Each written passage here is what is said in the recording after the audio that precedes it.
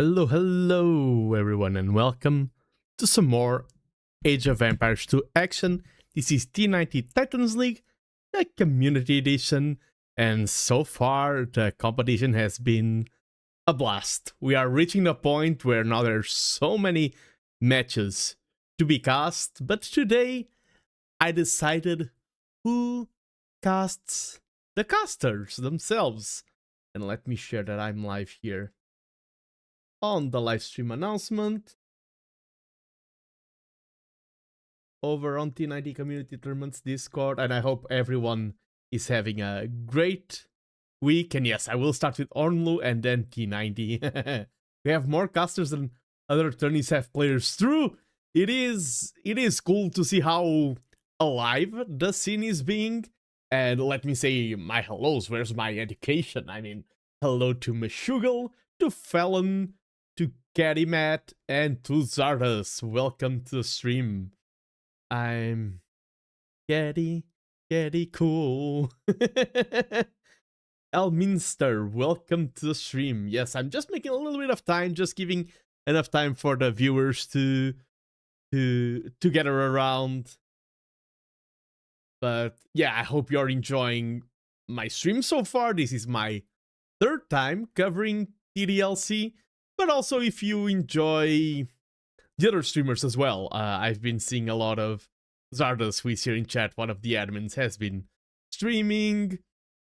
I think Ornlu was also commenting on his own match a while ago.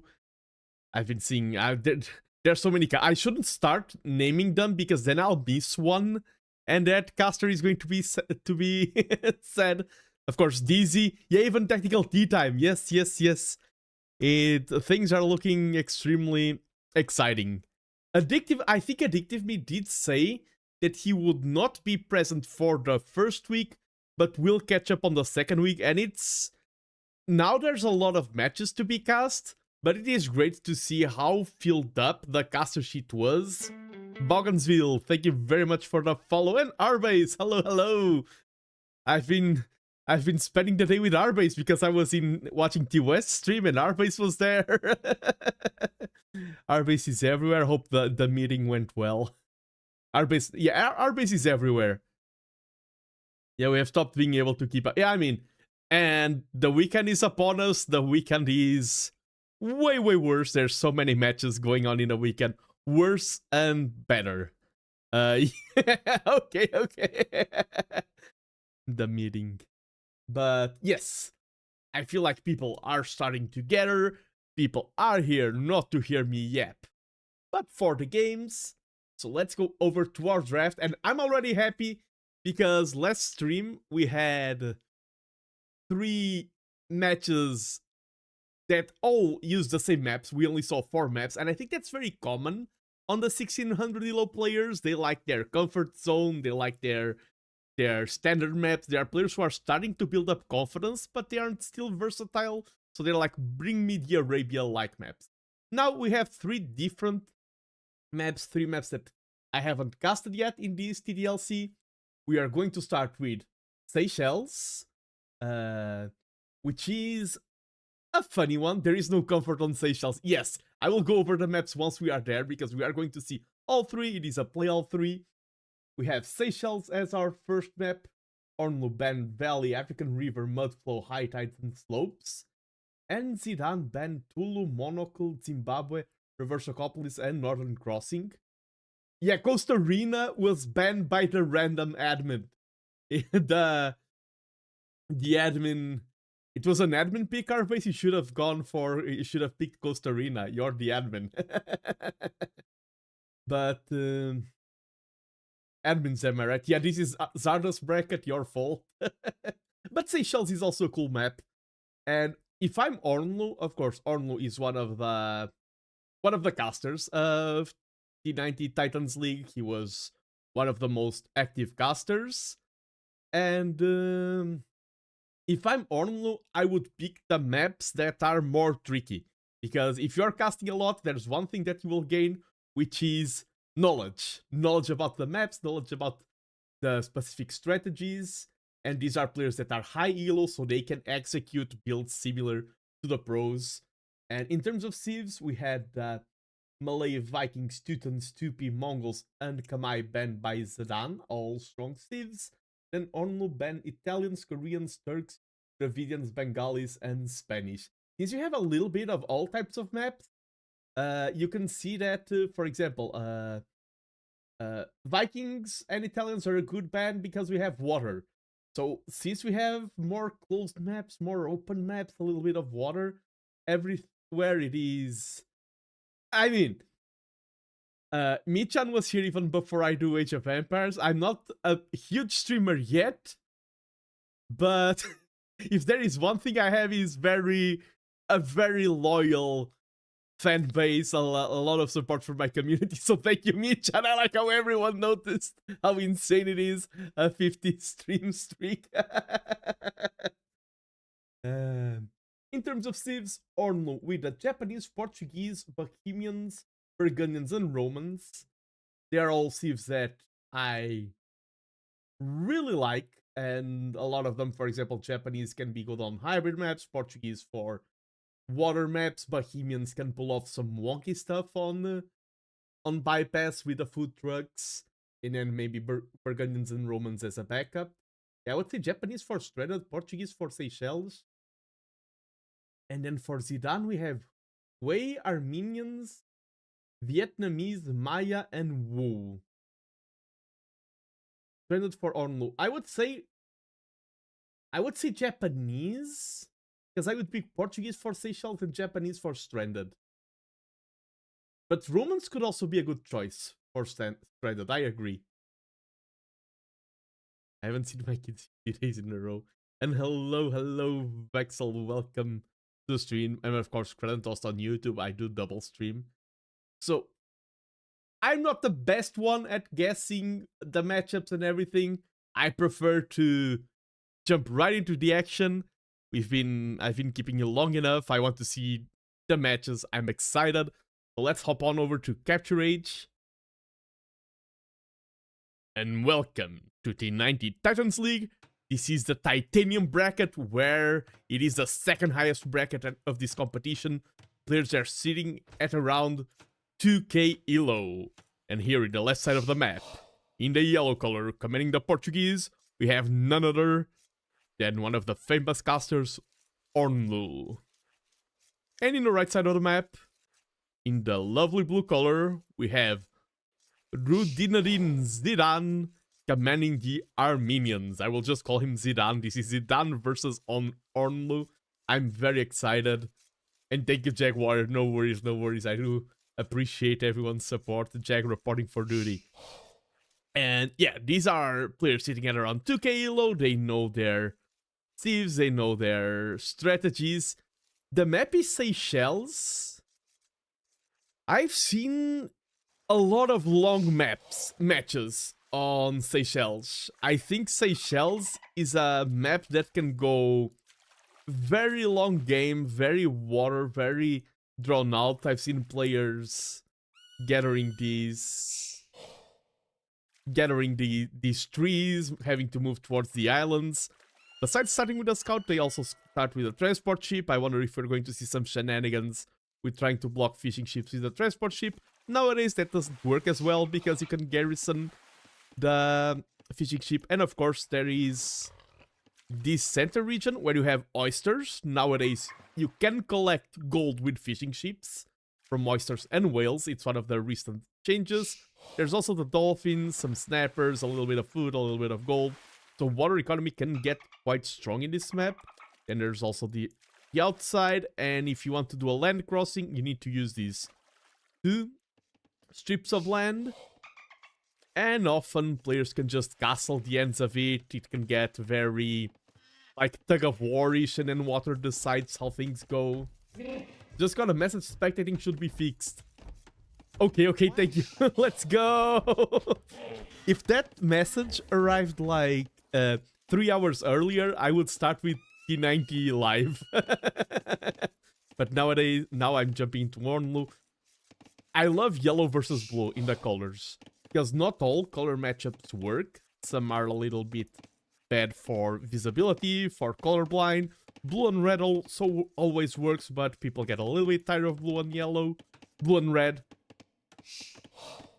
Preemptively walling the palisades. If you preemptively wall, there's no need for quick walls.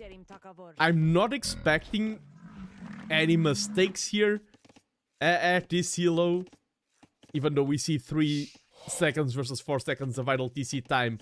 When I was casting 1k elo players, their idle TC time was low, so nowadays 1k elo players are stronger than 2k elo confirmed.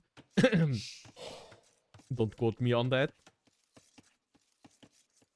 And so far, going more on wood, of course, to support the fishing ship economy. Oh, just call him Zidane. Yes, Zidane went for the center dock. And the Armenians, what's their... I know that they have a navy bonus.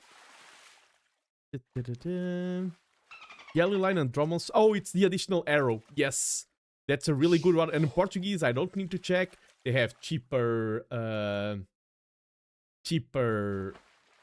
gold costs for all units, including navy, and they have bonus HP on their ships. They are tankier. So both players went going for a different plan. No.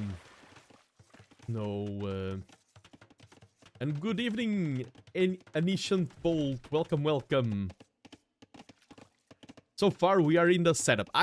Some casters, I've seen people like, oh, it's just Dark Age, I want to skip through it. I think there's something so elegant about Age of Empires starting in Dark Age. I mean, I will be going to Red Bull Wololo like next week, and it literally skips all of this in the Empire Wars format.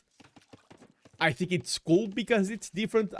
But if every single match was Empire Wars, it would be Age of Empires for me. I think, yeah, Dark Age is golden. I agree. I think Red Bull Wololo works because it's different. I think if every single match was Empire Wars start, I wouldn't enjoy it.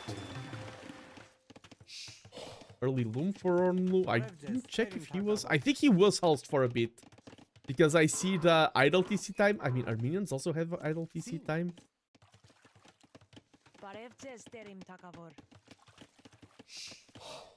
Yeah, Ornlu. That's the thing about hybrid starts. One board node here, yeah. Really getting a delayed feudal age time here. Okay, now he clicks up. One beer, no doubt. And howdy, Pygmy Giant. Welcome. Howdy, hope you're having a wonderful evening. Yeah, quite late to feudal, and in water maps, he's going to be happy that they are in different ponds. Because in water maps, if you're the first to feudal and you're contesting water, you can just snowball the navy so hard. So, Ornlu will be happy. Oh, nice. Pygmy Giant is also casting. I didn't know that, and I'm also glad that... Oh, no, sorry, not Pygmy Giant, Pygmy Giant. And yeah, Zidane already getting double B-Dex.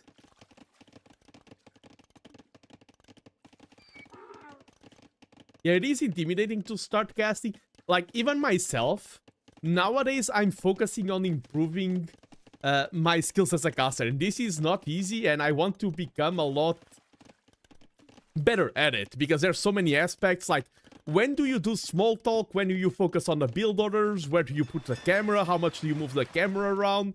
Because if you move the camera too much, everyone will be frustrated. Ornlu does get the first engagement here. And Ornlu is ahead in eco units. Of course, Ornlu with the Portuguese. Oh, there's no berries. Oh, there's berries in this map. Because you can gather the...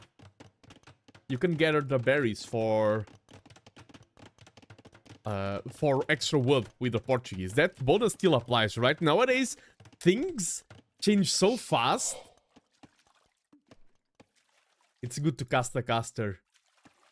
Yeah, fast castle out of Ornlu. Yeah, let me focus double down on the build.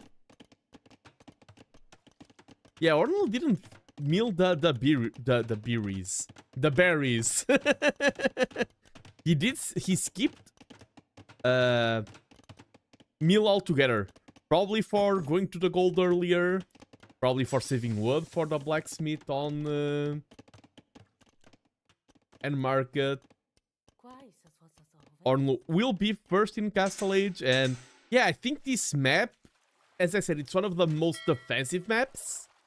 And defensive maps, slow-paced maps, really favor greed. They favor the style of going fast castle, and then you can decide, do I drop a castle, do I go fast imp? Ornlu is now docking the middle, and his scout did spot the docks, so he knows that they are going to fight. And I think, yeah, both on getting the second dock up. No, Ornlu has 2 docks behind. Zidane only now building the second dock.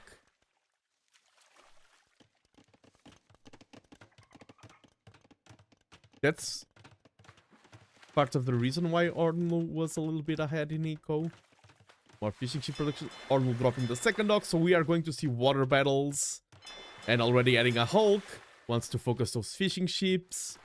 Hulks are really good in small numbers, in these small engagements. Especially if they get upgraded now that... And we do see, yeah, medium warships clicked in second in this back dock. The front docks are producing fire galleys. And those Castle Age fire galleys will melt through docks. So Ornlu picked his battlefield. He wants to fight over the center. The scout is just walking around. I see no other dramatic move yet. I don't see any big plays, I don't see any transport ship. These maps are tricky to cast, especially at this elo, because players are trying to outmaneuver each other, they're trying to fool each other, and they can even fool us casters. The level is so high. But yeah, the fire ships are focusing on the fishing ships first. They will need to be garrisoned. And they were melted, no garrison on this stock. Yeah, I think fires? Yeah, if we go fires nowadays, I think it's to melt docks.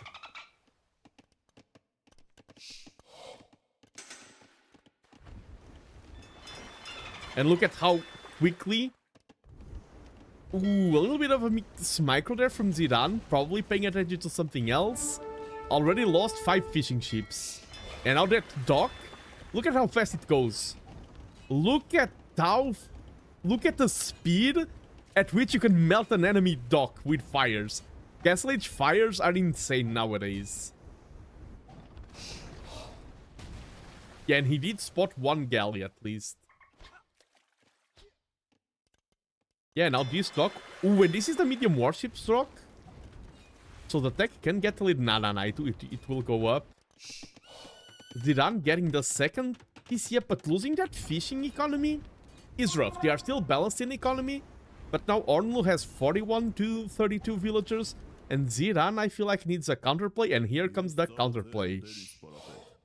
One player is dominating on water, the other player is now making a move on land.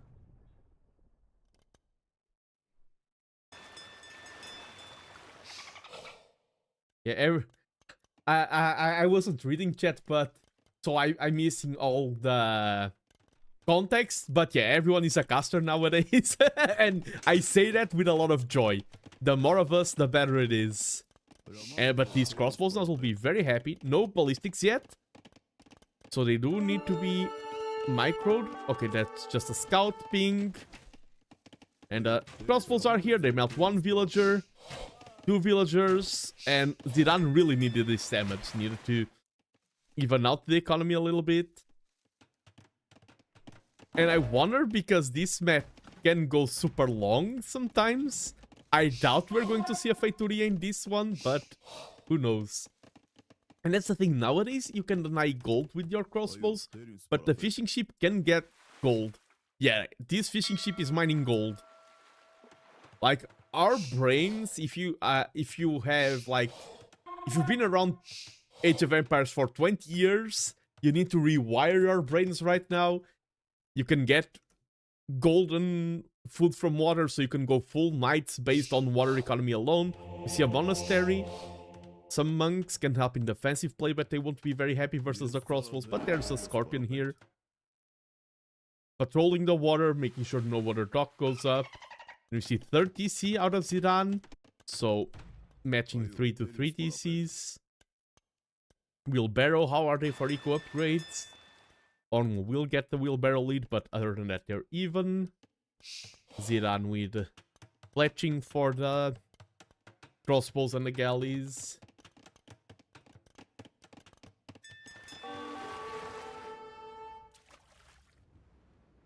Yeah, same res collected. Idle TC time at this point, I mean, with the amount of pressure and everything and reaction, and you also are managing water economy as well, so it does become more tricky. Nice reactions there.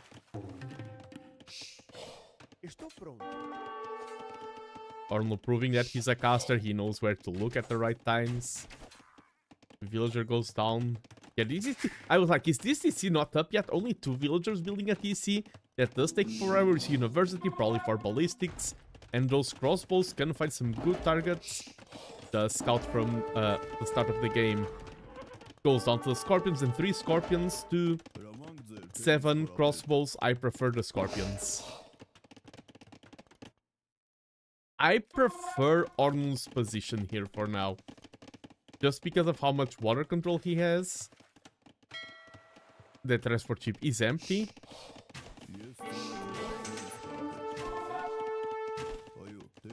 And good job. This is... I bring this up when I'm casting low elo players.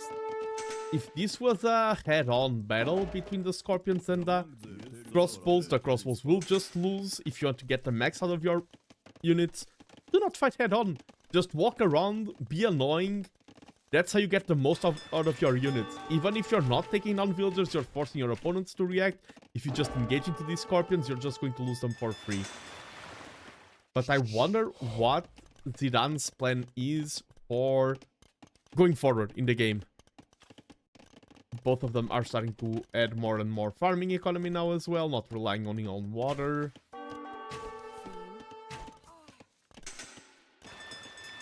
The university went up, right? Yeah. Oh, and I was about to say, but no ballistics yet. Ballistics is now on the way. And these archers didn't take a fight, so they are just walking back home after a good day out in the opponent's base. In terms of relics, Zidane is winning 2-1, and there's still relics here on the water, and we do see some outside water engagements. And forging was for the Hulks. So Zidane lost the center water, but can reclaim now the outside water. He's also moving the crossbows, but he's going to lose all of them. That was unfortunate.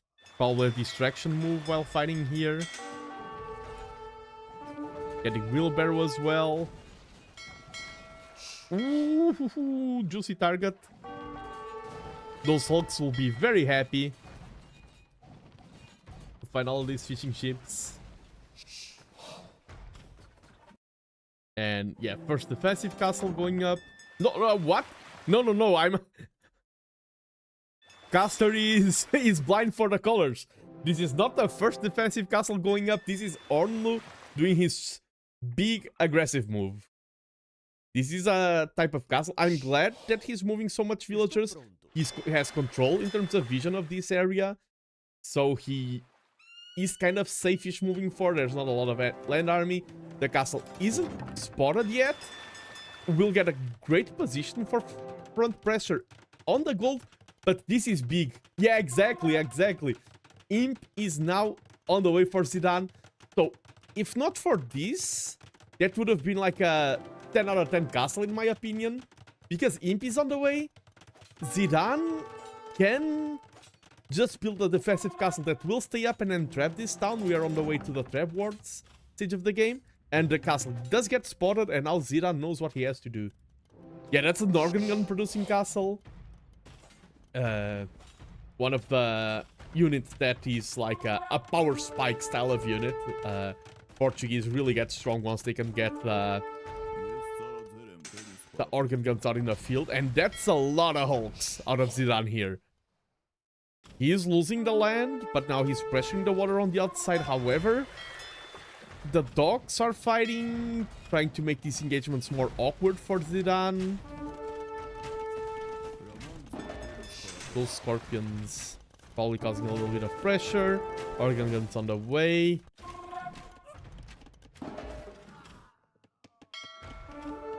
Yeah, now that the dogs can get garrison, it is tricky to take these engagements. The Hulks just have to move around. They are weak versus galleys as well.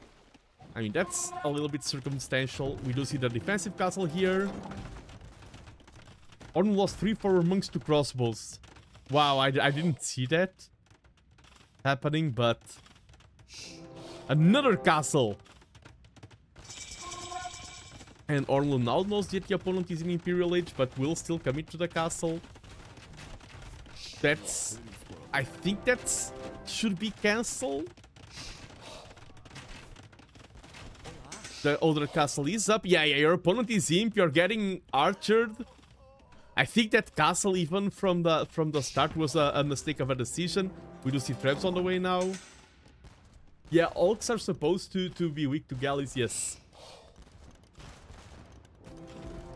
We see the organs on the field, but this castle will stop them. There are other routes. The organ can go here to arrest this economy. And the good thing is that Ornlu is controlling the center, is controlling the northern passage, the southern passage is outpost. Look at the vision. Ornlu is playing this. I use the joke that I'm casting the casters. He has caster vision. He knows everything that's happened. Look at how different it is when we are watching as a caster, we often forget how important it is to have vision, how important it is to have map control.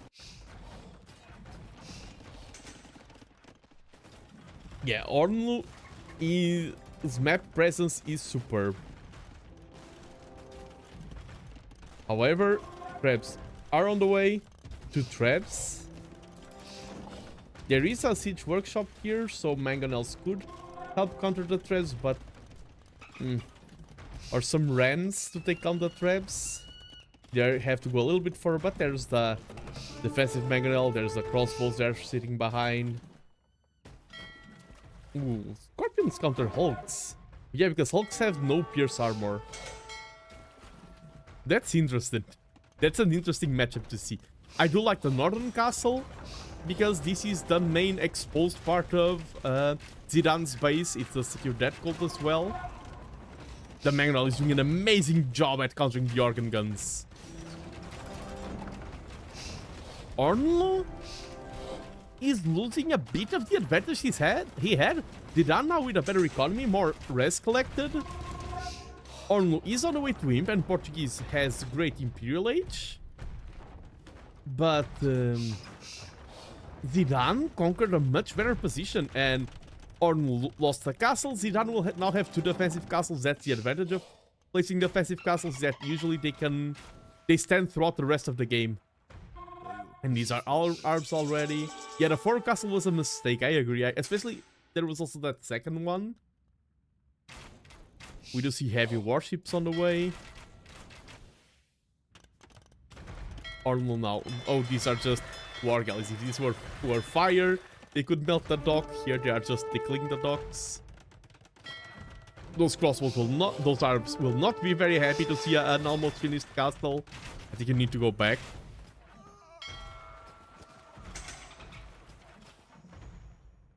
Nice micro. Yeah, this is like a tower defense game. This is just arrows coming from everywhere. You don't want to be there. And now Zidane is moving forward, and this is the value of those outposts. Imagine if this moving forward happened without any vision, without any knowledge. Zidane is forced back just from the outposts alone. Outposts are so powerful. I will die on this hill saying that a lot of players at all elos will be stronger just by dropping more outposts. Vision is underrated, but not a big fan of this castle. I understand it's a water control castle, but I don't like it. It defends your farms from water pressure. I would prefer to secure the other leg. I mean, he doesn't want to... Yeah, he doesn't want to have it in range from cannon galleons. I was just realizing that. So that's probably the main reason why it's there. But I mean, the cannon galleons could also go behind. We see circumnavigation! I think it's still bugged in Capture Age. And in the water map, it does make sense because it also gives you faster ship production. It's still bugged. Caster vision incoming. Circunnavigação, exactly.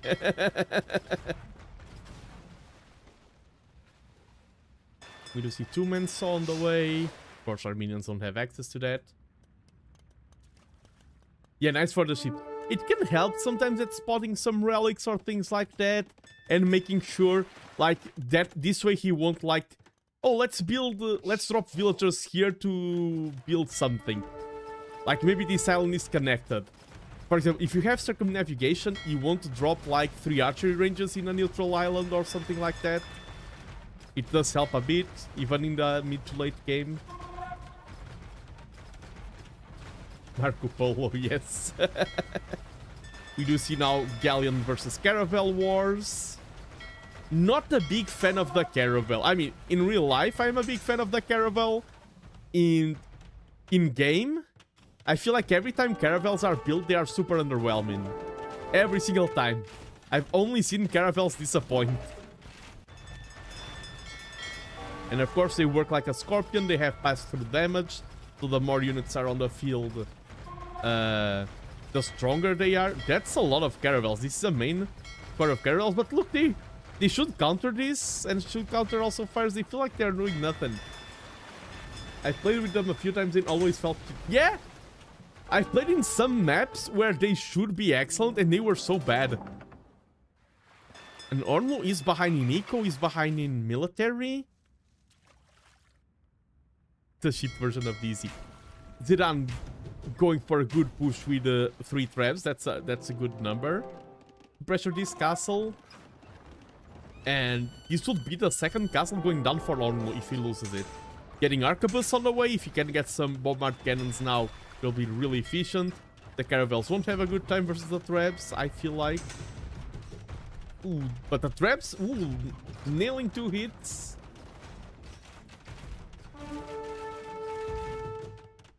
And Zidane is forced back.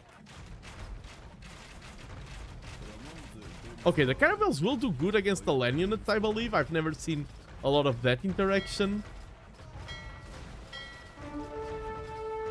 And of course, one of the main features of the caravels in terms of history is the triangular sails that allow them to be superb at navigating against the wind. And yeah, now Portuguese have their second unique tech, Arquebus, which is ballistics for boats, and it's amazing. We sometimes see bombard tower creeping forward and things like that. Zidane is at 200 pop. Zidane is capped. And hello, Zeta2, the man who is decoding Age of Empires. Welcome. Such a cool video. The man explaining, the man, the legend, explaining how he's reverse engineering AOE2. Yeah, we have the elite cannon galleons now with Arquebus. They will provide vital support on water. The thing about maps like this, I feel like in any map that's more open, this advantage of 200 pop to 170 would start getting more pronounced. This is more of a closed water style of map. It's very hard to convert this advantage into a victory. And Ornlu can stay behind. Adds the first Feitoria. Oh, I just realized. No, the pop is counted. Yes, this isn't counted, but the pop from the Feitoria is counted. Okay. So that's a little bit more eco. But those cannon galleons are now a massive threat.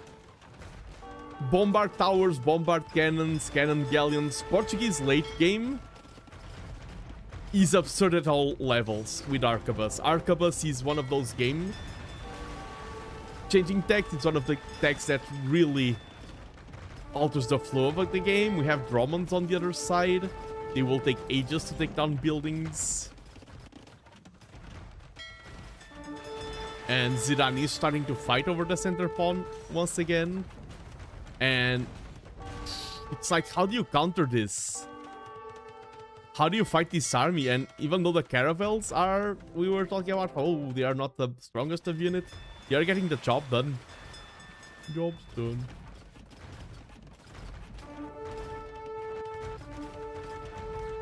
Yeah, the Portuguese Armada. This castle will go down. It is Zidane's most forward castle. Zidane is slightly behind in military. Look at the rest. Look at the bank from Zidane. Just go. Do Armenians have good nightline? Or Armenians for knights? Cavalier, no. A little bit rough. If this was any other civ, yeah, I would say go paladins or something, because this eco is crazy. Like, how do we have a game like this where a player has this much bank? And that just shows how these water maps can be devastating. It's hard to convert into a victory. Oh, champs would be the great option. Yes, champions are great at pushing water. Armenians have great champs. Yes. Yeah. Full complete tech before champ. I agree that going for for land champs because you're not winning the water yet. And yes, some bombard towers and everything and some castles could help deter your champ push, but you still have water pressure. The Dromons there getting great shots. I mean, we know that Mangonels counter Scorpions, so Dromons should counter Caravels by that logic. The Mangonel of the Sea versus the Scorpion of the Sea. Another defensive castle here, really locking down the position, but second Feitoria for Ornlu. And if the game gets stalemate, Portuguese win. Zidane really needs to fight harder. He needs to send units to the grinder to like both players losing a lot of units because his eco right now isn't converting, like isn't giving him any advantage. Bank is nice to have, but it's absolutely useless in winning the field. And the bombard towers are coming forward. I feel like Zidane did so many things well, but he couldn't win the game on at the right time. He managed to deal the winning blow. And now we see more bombard towers getting placed. Sniping those villages with towers. I'm starting to fear for Zidane's position now.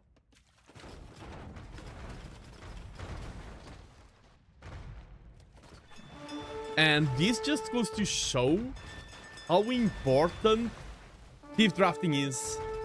Ornlu right now, the only reason why Ornlu is in a good position is because he's playing Portuguese. It's what he has going for him. Zidane has the army lead, has the eco lead. Zidane has everything but the Portuguese. He doesn't have Portugal. Ornlu has it.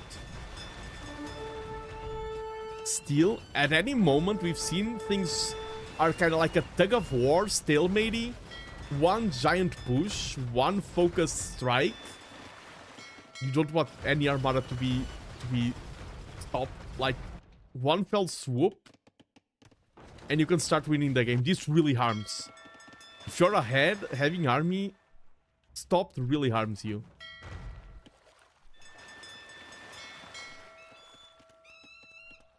I wonder what's the play here for Zidane. He's running out of res. I think, yeah, I was like, he's not controlling the army. I think he's moving on to the islands. Mainland, he's out of wood. You see another big engagement here in the south. Ooh, a little bit of a miss micro. Those aren't demos, those are galleons. Oh, the castle is just... Oh, was that a crab taking down the Brahman? I think it was.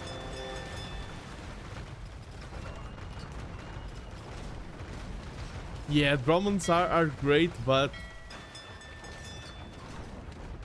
not in this circumstance. So long games on this map, eh? Yeah, I said so. I said so. I feel like this is the map that is more consistent at producing long games.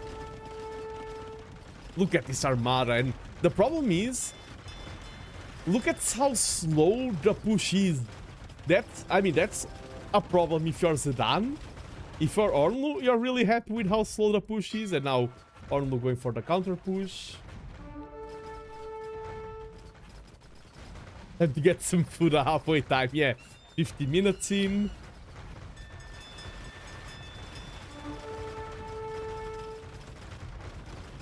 And the thing now is that in these positions, defending is easier than attacking. And the timer is on Ornlu's side. If Ornlu doesn't do... If nothing happens, Ornlu wins. And yeah, you overstep in trying to... Okay, I need to cause damage, let's overstep. But then you're so slow at taking down dogs. The bombards will do so much trickle damage as you move forward, like pong, chip down, pong, chip down. And you just keep...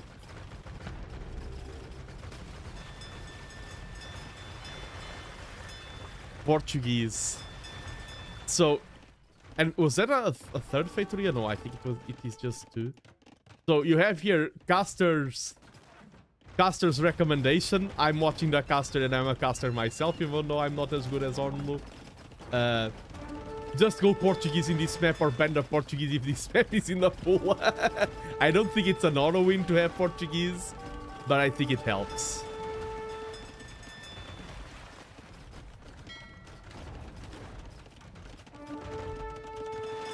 And the more of these towers go up, the harder it will be to take down Ornlu's position. And Ziran on the other side is... How much res are on the entire map? Still 40k word, but I think a lot of it is more towards Ornlu's side. Still quite a lot of res in the map.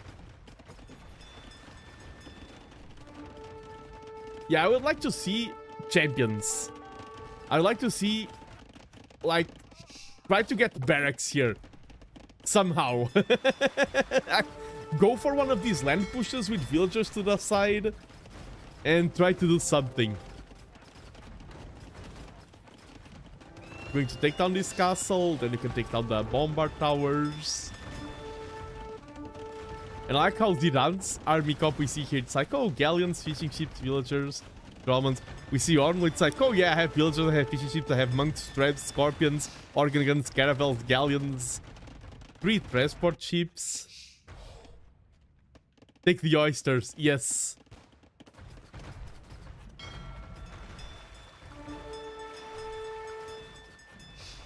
Taking down the Ornlu's small island economy. But the bombard towers are just sniping the boats. This castle will finally go down. Yeah, Ziran's bank is insane. Yeah, even if you don't have the best light cap in the game, Ornlu doesn't have any bank. If Ziran can cause a significant amount of damage, even start pressuring the Feitorias themselves, I think Ornlu can crumble. I think Zidan's bank is still enough that he can make Ornlu collapse, and he's taking a great engagement here. Will Ornlu run out of steam before Zidan? See a bombard here trickling away at that castle, but it's okay, you can afford to lose the castle. Ornlu doesn't have that much. Starting to lose the bombard towers.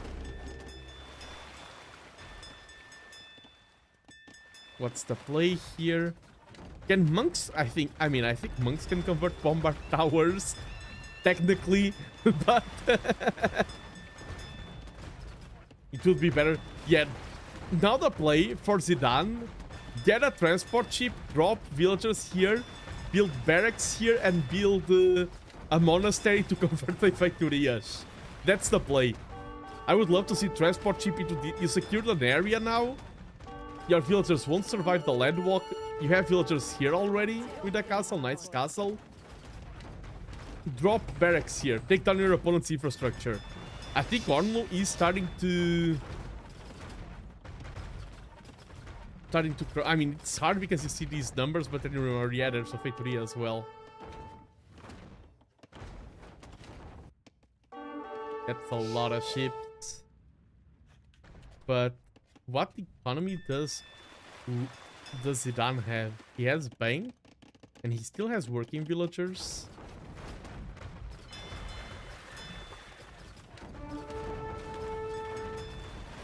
How much wood left in the bases? I mean, in the map in total, 30k. In the bases, probably nothing. I mean, there's this center wood, but Ziran can't take it because of the lack of water control. Yeah, I would love to see a landing here. You have so much food and gold. I mean, it's easier to when you're the caster. Say things like that. Yes, you can convert the Feitoria, 100%. There's a song about that. You can convert the Feitoria with monks. I mean, do Armenians have redemption? I think they do. Yes, they do have redemption. They have full tech tree for monks. You can convert the Feitoria. There's a great song about that.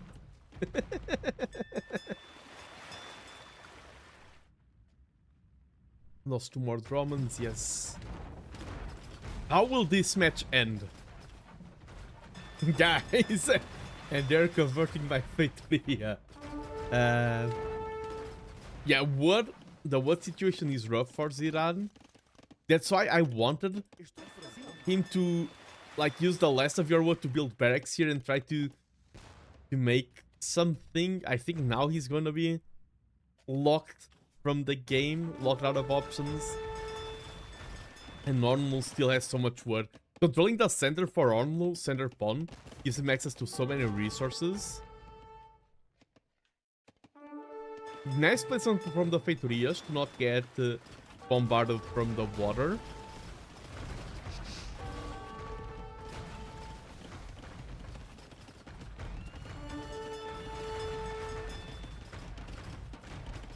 These maps, if I'm one of these players, this is their first match of the set, I will already be exhausted after a single match.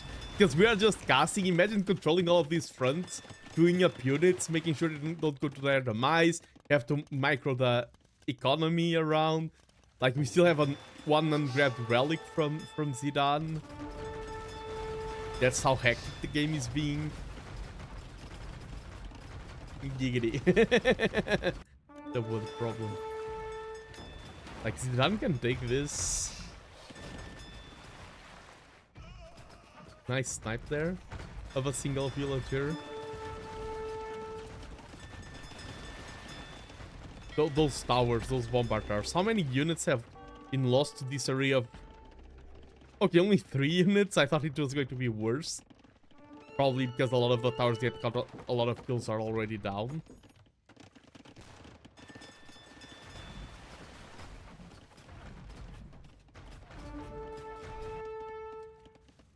Yeah, taking down all everything that is within range will be taken down. How's their vision?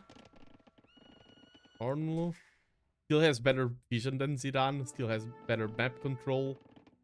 Like this whole square of the map is Ornlu's. And remember that the clock is ticking, and the more the clock ticks, the better it is for Ornlu. I feel like Zidane now doesn't have enough military. He's running out of steam. He doesn't have a good position to launch any attacks. Ornlu got circumnavigation, he got excellent vision. True. I think Zidane ran out of steam. I mean, because he ran out of wood. And I think Ornlu will now run away with the game. I think Ornlu held on. And that's his win condition. Ooh, that castle there, when your opponent's navy is all here. That is a castle that wants to force a fight. Can Zidane win it? Drop the villagers there and build barracks.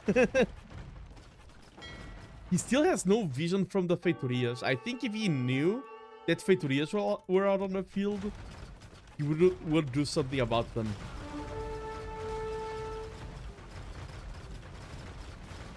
Villagers go down. Zidane is like... These bars are kind of similar, but Zidane is now half the pop. Yeah, should stop farming it. Yeah. You just want to keep your economy active. Even the more bombard towers creeping forward. And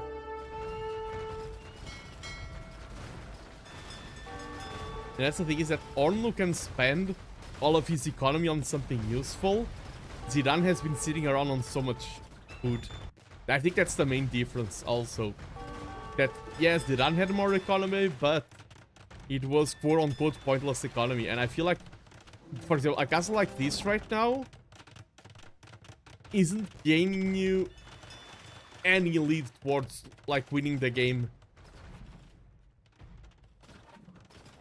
How many reds on the map? There's still stone for like 6, 7 more castles. Getting more traps on the field. Even here, there's even a bombard tower here.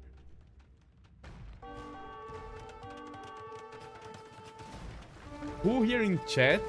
Type a 1 if you've been the target of Portuguese bombard tower creep. And yes, auto farm is on.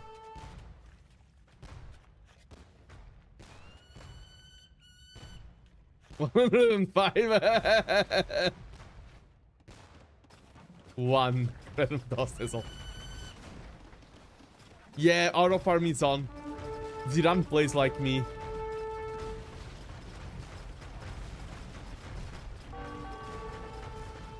Yeah, I think there's I mean, I'm talking and this game has been so aggressive that it's hard to not make mistakes.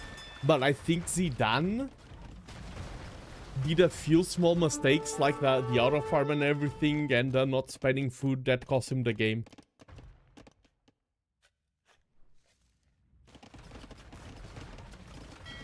And I think, yeah, now he's down to... Now I'm very confident that Ornlu is going to win this one. Zidane has nothing, Ornlu has unlimited power.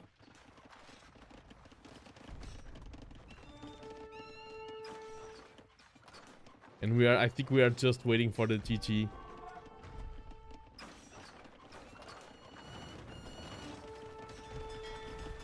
I think they just want to be like, okay, this is the map that makes long games. We need to make sure that it is a long game. You still have 6 castles up. No, not 6, 7, 8. But the thing is, yeah, I wonder if he knew about the thing, because maybe he thinks, maybe Zidane thinks, okay, I'm running out of steam, but so is my opponent. He's going to have nothing. He's also out of wood. But no, even Arnold still has wood here. He's still chopping wood from this area of the map that he conquered. And Zidane's still with a lot of farms. And GG's called. 327 galleons. I mean, the number of caravels plus galleons is kind of the same. GG. I was casting... that was what I was saying. I was casting 1k ELO players on Wednesday, and the 1k ELO players, both of them were faster. I mean, when it's a long game like this, you spend a lot of time, like, running out of steam, and it does slow down your APM. But GG is called, and Arnold does take the first game. We do see the so are we calling Arnold slow? No, no, no, no, no, no, no. Efficient. That's the word. Not slow, efficient. He won, so. Nah, but this game really showcased how Thief drafting is important. I feel like, yeah, I don't think the Feiturias were enough to be a game decider. For this matchup, they certainly did help. I think it was more the Arquebus, the Bombard Towers. I think the entire Portuguese arsenal came into play here. And yeah, the Armenians are a good sieve, but I think Portuguese are just so good. Like, Portuguese are good at water, they are good at slow maps. This map, Seychelles, was made for the Portuguese, in my opinion, in terms of map. But let's go back to Captain's mode. And let's update the draft. And we have map 1 goes to Orno, who is number 2 here.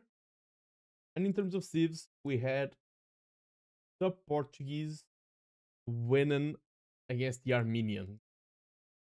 And now, if my choices are correct, my guesses are correct, I'm not checking the next set, but I think we're going to go to Stranded.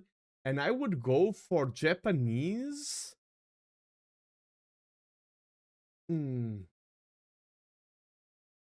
Versus maybe Vietnamese? Possibly.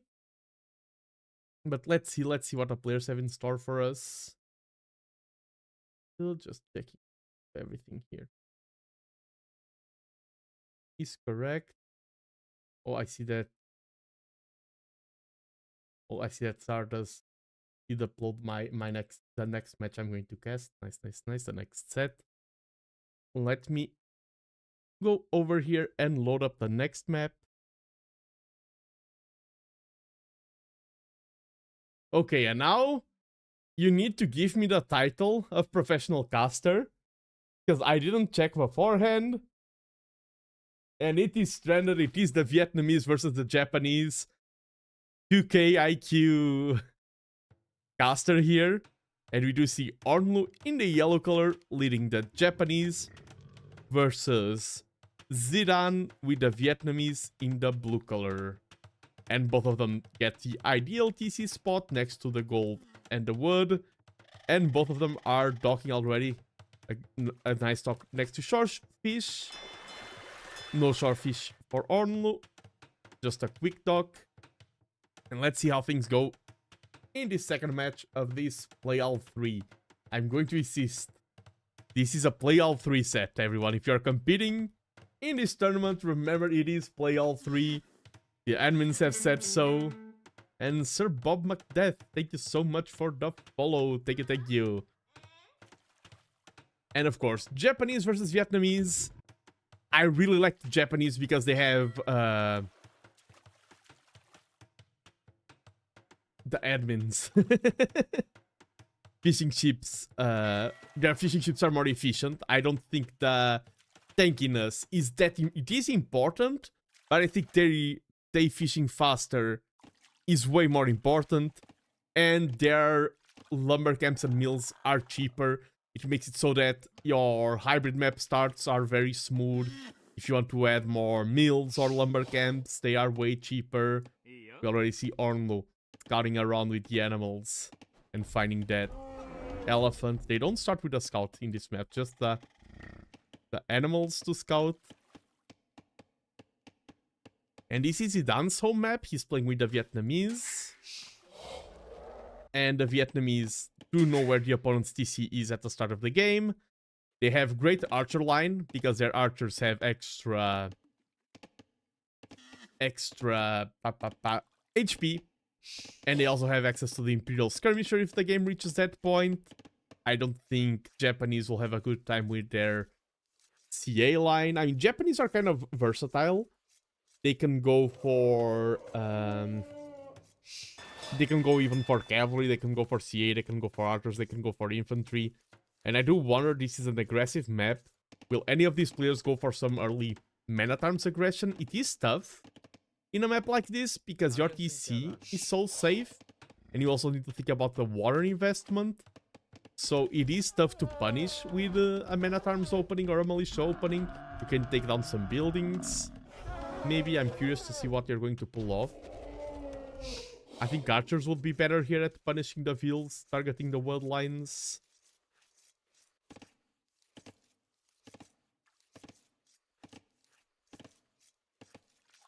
See both players bringing in the boars. Both players with no idle TC time. Vietnamese to have more economy. They had more fishing ships up. Only one fishing ship out of Ornlu. That is very interesting.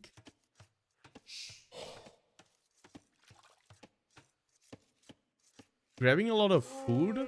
Now grabbing the second fishing ship. No, yeah, the second fishing ship. So he was focused on getting a lot of food.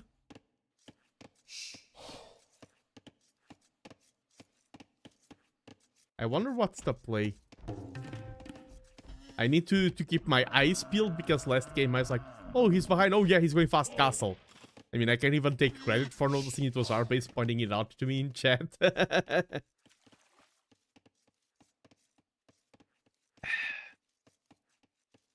But yeah, Ornlu is favorite here, but the elo is so close. I don't think a 50 elo gap determines the winner in any set. There are sets that have...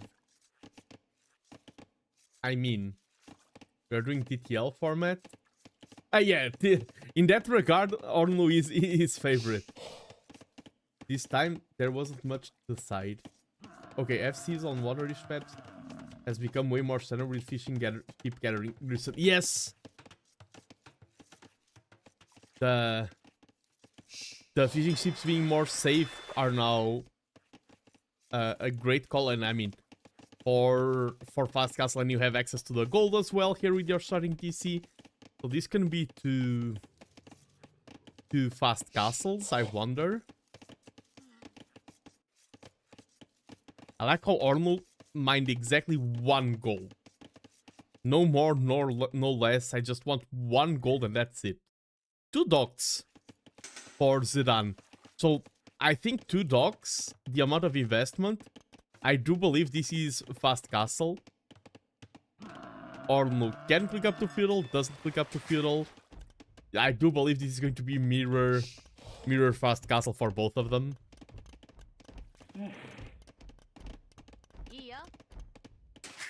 And then the question about castle age is that you reach castle age, what do you do? Do you fight on the water? Do you try to boom a lot? Do you drop a castle on your opponent's face? If you go for military, what unit do you go for? Of course, knights are usually good for any civ, even if it's not a civ knight. Our base, we all know that you decide everything in the Age of Empires community. Like, even Red Bull Wololo is in London this year because our base decided it. Our base is the one who decides everything. Our base probably already knows where the next 4 Red Bulls are going to be. And he also knows who is going to win. If you're frustrated because of Hera winning a lot of matches, a lot of tournaments, complain to our base, he's the one who decides the winner. You viewers don't notice, but every set is rigged. Behind the scenes, the admins decide, okay, for the drama, this player is going to win. They're just acting. I'm just joking. My DMs will start blowing up. Yeah, AOE is like wrestling. Yeah, this is all performative. The 2 players are in a Discord call and they're like, oh, I'm attacking. I'm about to hit your woodline. Quick wall, quick wall. That's why the pros are so good. They are telling each other. It's all scripted. That's why we can't reach that level. Imagine if that actually happened in a tourney. Our base exposing Nano's new gut-wrenching. Oh no, I can't believe this is going to take these clips out of context and he's going to make a video out of that. I do really like the base layout here. It is hard to wall nomad maps and to find a good walling strategy. That's a headline, not gonna lie. Archery range blacksmith. I mean, Vietnamese can go for CA as well. And will Ornlu go... I mean, Ornlu doesn't have barracks, so it has to be blacksmith and market.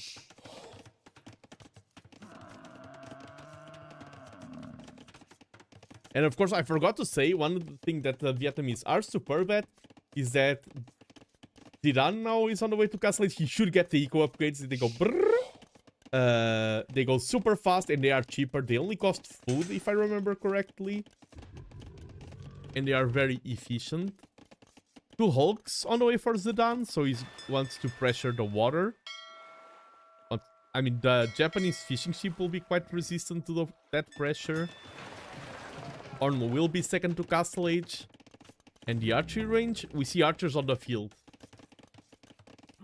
Could be Vietnamese CA as well, that is a possibility. But I like just standard archer play. Of course, Japanese CA do counter archers slightly. Maybe a mix of archers and skirms, and then you drop a castle and go for rattans. If I was playing this game, if I'm either of these players, I would have no idea what unit to go for. Maybe some of you in chat are like, huh, caster. You clearly do not know what you are talking about. In this matchup, the clear better group is this or that. I like how they are both going counterclockwise. So both going for Hulk pressure at the exact same time. See, they are in a Discord call. They're saying, oh, I'll send Hulks on the right side. You send on the left side. Let's coordinate those Hulk strikes. And hello, Hagen Hagen. Welcome. 3-2 dogs. Res collected are slightly ahead for the Japanese. I think it's just the fishing ship economy.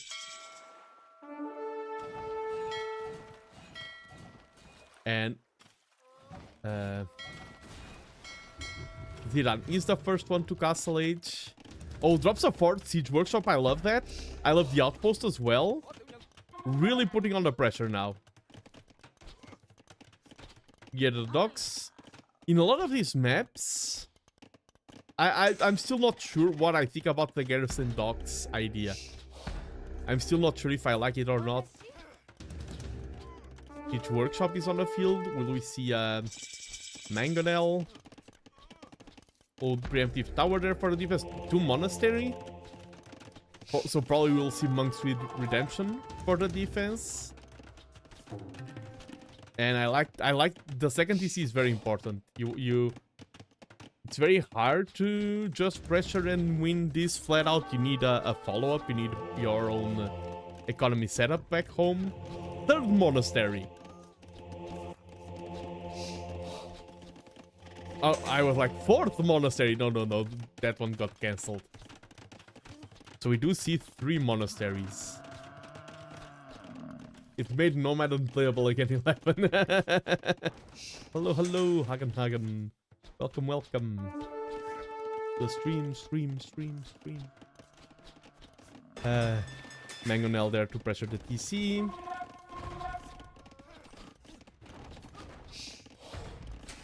Yeah, Fisher always, and we do see redemption on the way. I think like everything will arrive on time. Like the monks will be on time, the TC will be just safe. There is water battle going on. Arnold does have the better KD, both in eco and military. Going around the... We see a fire galley on the way. Don't Warhawks counter fire galleys? And yeah, okay, nice reaction there to the redemption monk.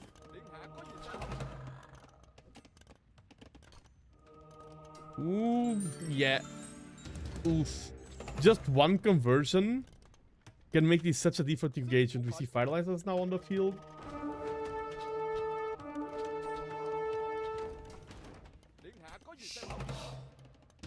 And now, even the monks, you can even convert the siege workshop in due time. Zidane, like he didn't suffer any monumental loss, but he's kind of losing a little bit everywhere. Losing the water, the push has been nullified by one monk conversion alone. Ornlu does have the fishing ships, and the Japanese bonus for fishing ships gets more significant with each age. So we do see already 300, 400 res collected difference. Going to convert the Fire Lancer.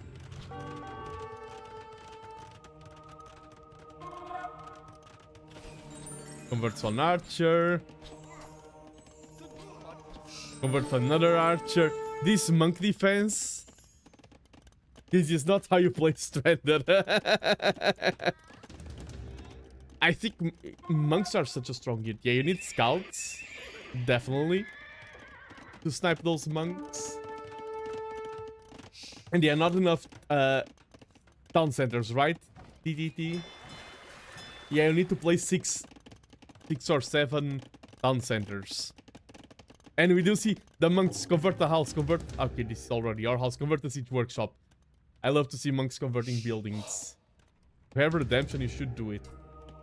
Yeah, I often say monks are the unit with the highest DPS versus buildings.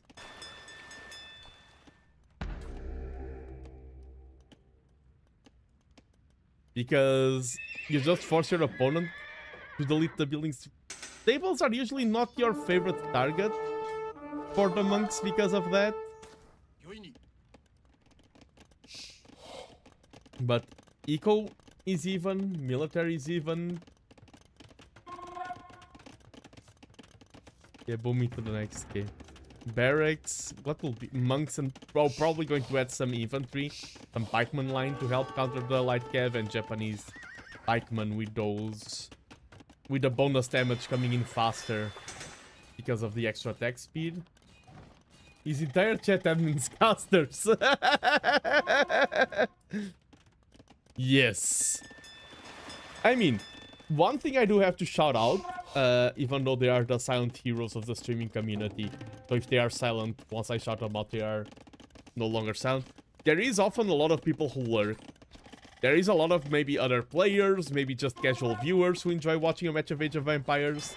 And they are as valuable as a viewer as someone else. I've been a lurker in the past. I've been someone who was like, oh, they're having interesting talks. I don't want to intervene. Like, even though I could comment, I prefer this. Like, I don't want to be a part of the game. I just want to watch it. 3 conversions there. And now the monks heal each other. Only 1 monk down? That was such a good trade. You gain 3 scouts for 1 monk. And your opponent lost 5 scouts.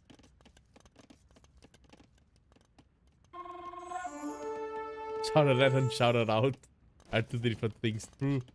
Those monks are being a menace. And these archers are still not upgraded. They are still not crossbows. They are just like Zidane is having to spread his focus through so many different things. And Ornlu's fishing economy is splendid.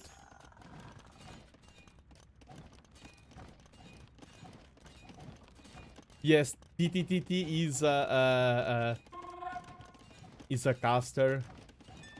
And he's an admin as well. He's also a moderator. He's not a host, but could be. I like how Tactical Tea Time talking to Credentos. I love the conversations from Twitch to YouTube. The scouts will snipe some monks. Only 1 relic from Orlu because those monks are his military. They aren't there to grab relics. They are there to survive. We see medium warships. Crossbow is in. So now Zidane is going to start having more valuable troops. Nice wall there. I'm a monk. Monk. I need a monk. Nice reaction there.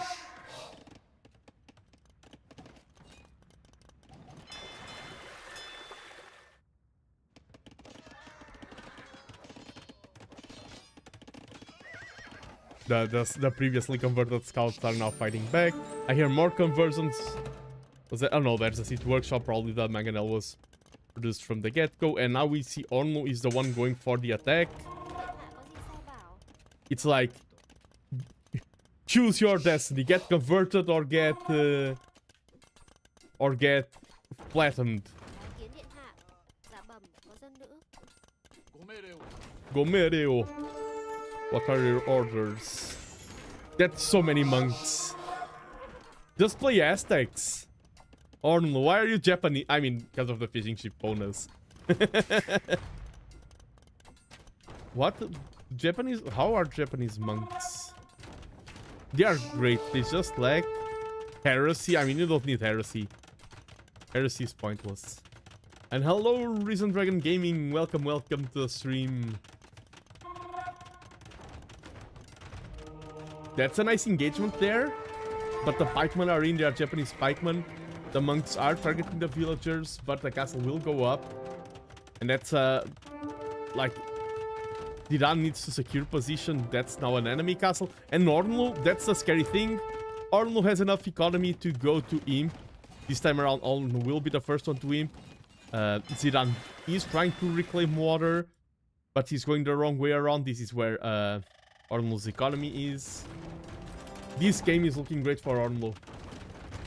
Yeah, we are not seeing any headbutts here. And this is Zidane's home map.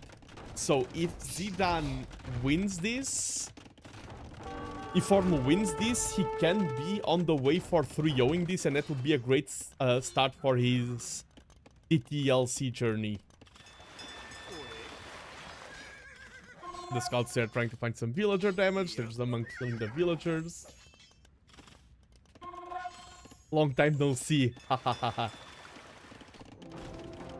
Ornlu has clicked up to Imp, and I think maybe once Imp is in, Zidane resigns. They are both still close. Rest collectors are quite even, but I think this was one of those games that is a staple of high-level games.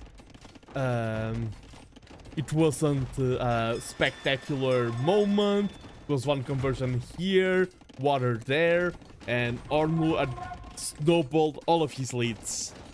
The mangonel conversion early on immediately killed all of the momentum from Zidane's push. And from there, Ornlu has been just stockpiling more and more advantages. Fighting here with the Hulks. Getting Arson now to help attack the buildings. Some Samurai are on the field.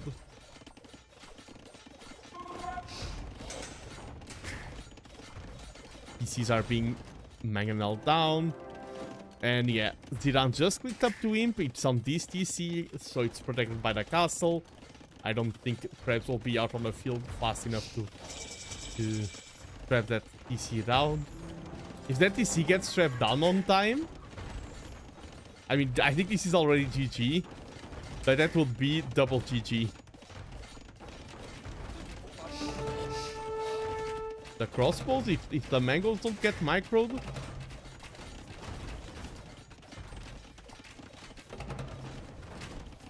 Oh, nice shots there from the mangoes.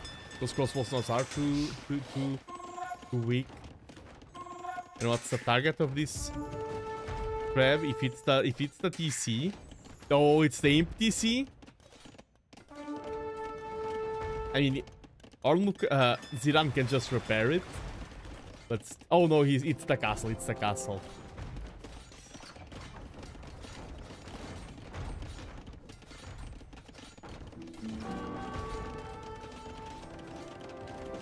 Yeah, the pressure.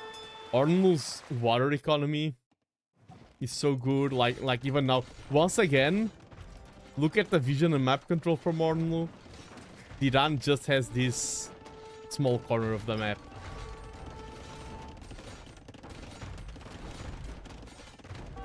Getting all the monk play was really good out of Ornlu. Monks are one of those units that if our base is using monks against you, they will get 0 conversions and be useless. But in other games, they can be so dominant. Monks are a weird one.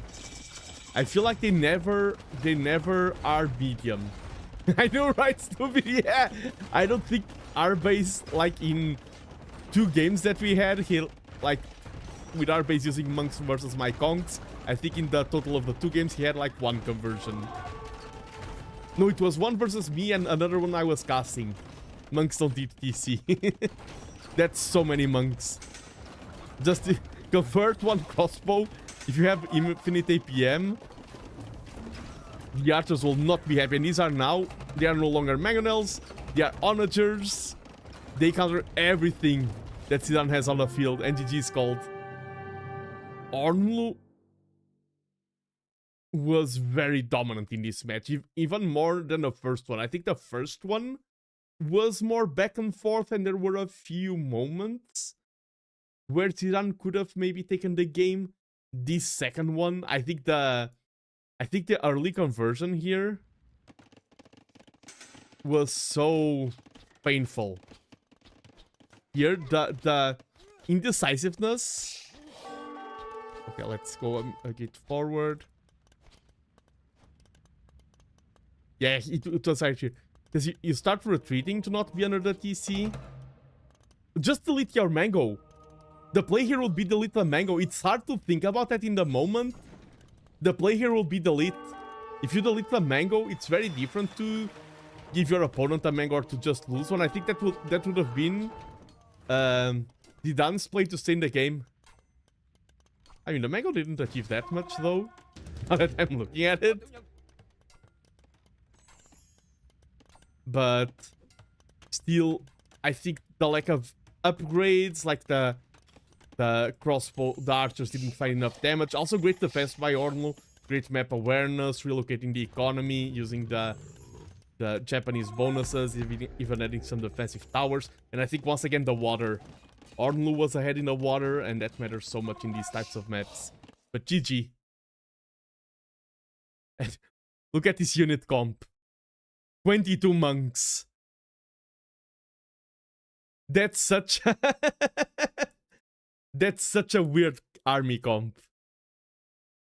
Is this the monk cup?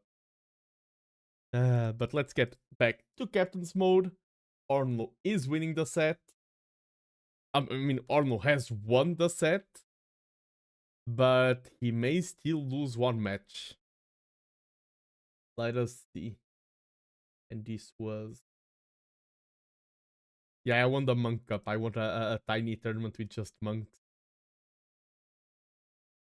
I miss Starbase. We all miss Starbase. He used to be such a cool admin back when he was in Age of Empires. SMH. And now, for this, for bypass, can I guess the Civs once again? Because I just did it, I want to do it again. I would go for Bohemians, for maybe a fast castle food truck drop, and on the other side, I would go for the Way, just because they were the first pick. And salut, Van, welcome to the stream, welcome. And thank you once again for all the gifted memberships you gave the other day during my birthday stream. I do appreciate it very much. Oh. I played my first set and feel like I need 2-hour workout. I'm sweaty, thirsty, and hungry. I can relate to that. Not now, because this time I'm not playing, but why do you think I'm not playing? Samurai Nando, yes. They call me the Shogunando. Everything for the Yoshi. Thank you, Van. Today I'm covering an Age of Empires event. This is the T90 Titans League, the Community Edition. And now we are hopping on to match number 3. Once again, I got the Civs correct. We have in the south, in the blue color, Ziran commanding the Way. And in the north, in the yellow color, we have Ornlu leading the Bohemians. And the Bohemians have the food trucks, the Hussite wagons. They have Hufnisse. I don't think they will come into play here because this map, even though it has these palisades in the center, tends to get very aggressive in Castle Age. Yes, this is still a map. I love this map. Not my first time casting this map. We've seen bypass in other events. I love bypass. Players can TC here the outside. They can go for very aggressive aggression here in the center. Next time this week we should be having drinks and be lost in London. What time is it? Oh, I think I will be arriving to London maybe. Yeah, bypass is a superb map. And Way versus Bohemians. Way the... the flag is in the way. Okay. Oh, I always think the Way are the whatchamacallit. The John Swordsman. No, Way are the Jambay Raiders. The cavalry archers that are very strong. The mounted CA. Yeah. That have like a type of charge attack. And Bohemians, of course, they often, in these type of maps, one of the staple strategies for Bohemians is you just go fast castle and then go for Hussite wagons and cause some chaos.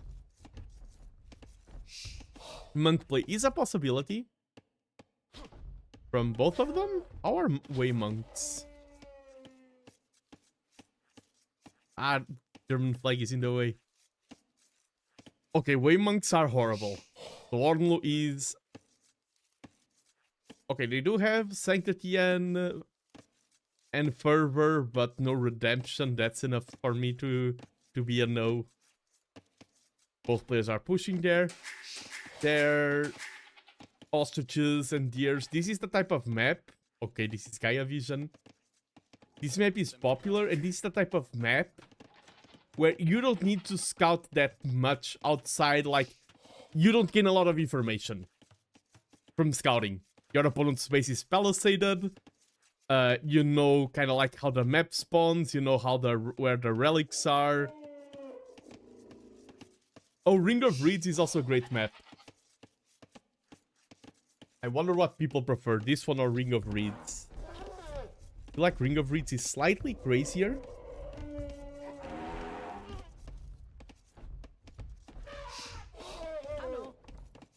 I like how he's just like, damn, even blocking with a villager, just beating his time to make sure that the elephant goes down at the right moment. This mob is more controlled, yes. None of them are walling the center. Sometimes I see players adding houses here to thicken up the center wall. No idle DC time. What other bonuses do the Way have? Gambe Raiders and Heiguang Cavalry have more HP. Oh yeah, and they are the ones who get free wheels. Once you get in Feudal Age, you can research your eco text and get free wheels. Sometimes, since this is a fast castle match, you can delay the feudal tax, so that bonus does kick in a little bit later. I am a chess player, and I read somewhere that vigorous mental exercise is the equivalent of burning X amount of calories as if you're physically working out. I mean, that doesn't work for me because I'm always doing mental exercise and I still need to get more fit. Why am I not super fit? I do mental exercise all the time. Where are my gains? Where's my brain six-pack? I'm just joking, don't worry. He did a study on several chess players during tournaments and they lost like 10-15 pounds over the course of a 2-week tournament. All the international Go tournaments I've been to had such good buffets. All you can eat, very good food. They used to be at like resorts and everything. Despite the brain activity, I don't think I made it up for the buffet. And we do see, oh, palisading the opponent in. But the villager goes out. There's villager scout, villager scout. Two more villagers going for. Nice, we already have action going on here. And Zidane has defender advantage. Everyone was asking, where is the Zidane headbutts? Zidane just headbutted Ornlu. And he's going forward with the wheels. You will be first to feudal. Oh, I like this. Oh, dropping a tower. It's like, you cannot wall behind this, sir. So we are going... These maps can be played in two styles. It can be like the mirror fast castle. Or it can be this. There's a Chinese buffet, you will gain 10 pounds no matter what you do. Exactly. Oh, celiac, yeah, that's... Yeah, this is... This could be maxi game, but this is quote-unquote common style in this type of maps. And this is Ornlu's home map, so Zidane definitely wants to disturb the flow of the map. Ooh, very close to getting that up, but now falls with a second watchtower. Does he know that? Oh, he did spot berries with a scout, so he knows that this tower is useful. And Ornlu is forced to drop a reactive tower. Takes on his own palisades. Can you fit? I think you can fit a donjon here. You are playing in this tournament, right, TTTT? Or not? No, you aren't playing. That's why you played in my show match. Oh, denying the market with a tower, it's actually annoying damage. That's frustrating. Will it go up on time? Oh, he switches the villager a little bit to the blacksmith.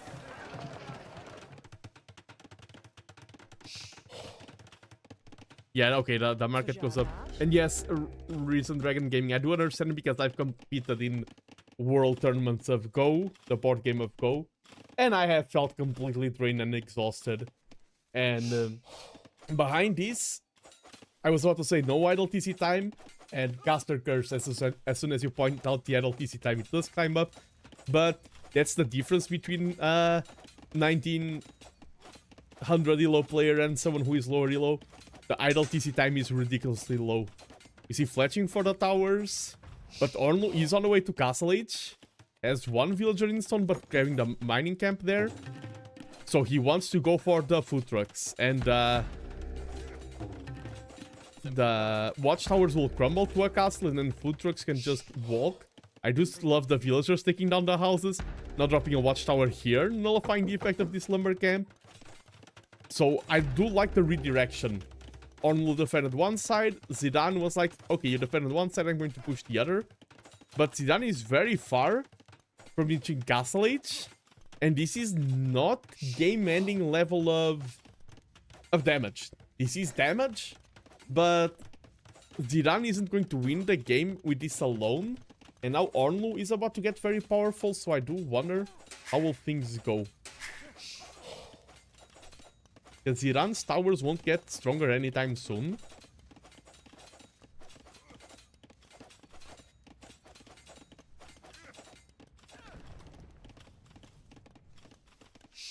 Casting is fixed, let's go. I haven't tested it yet, but everyone is saying. Ooh, towering the stone. That's also damage because now you cannot safely mine yourself up into a castle. Oh, this is just an outpost. I like the cheeky outpost. Getting a siege workshop. Yeah, once you reach Castle Age, you get a lot of options to deny those towers. Getting a mangonel out on the field. Ornlu does have a way worse economy. Didn't lose. How is Ornlu's economy this much worse? Like Eco KD? I do not understand. I mean, it was the Castle Age research timing. It was the time spent researching Castle Age, plus the way get bonus villagers. Yeah. Arbase, I got it before your comment. Sorry. And it makes sense. And now what Zidane needs to do is buy time. And he's doing... The goal of these towers now is not to win the game, it is to buy time. It is to reach Castle Age. Nice dance of... with the villagers. And attacking is free, repairing cost resources. Like, even the villager micro is insane out of Zidane here.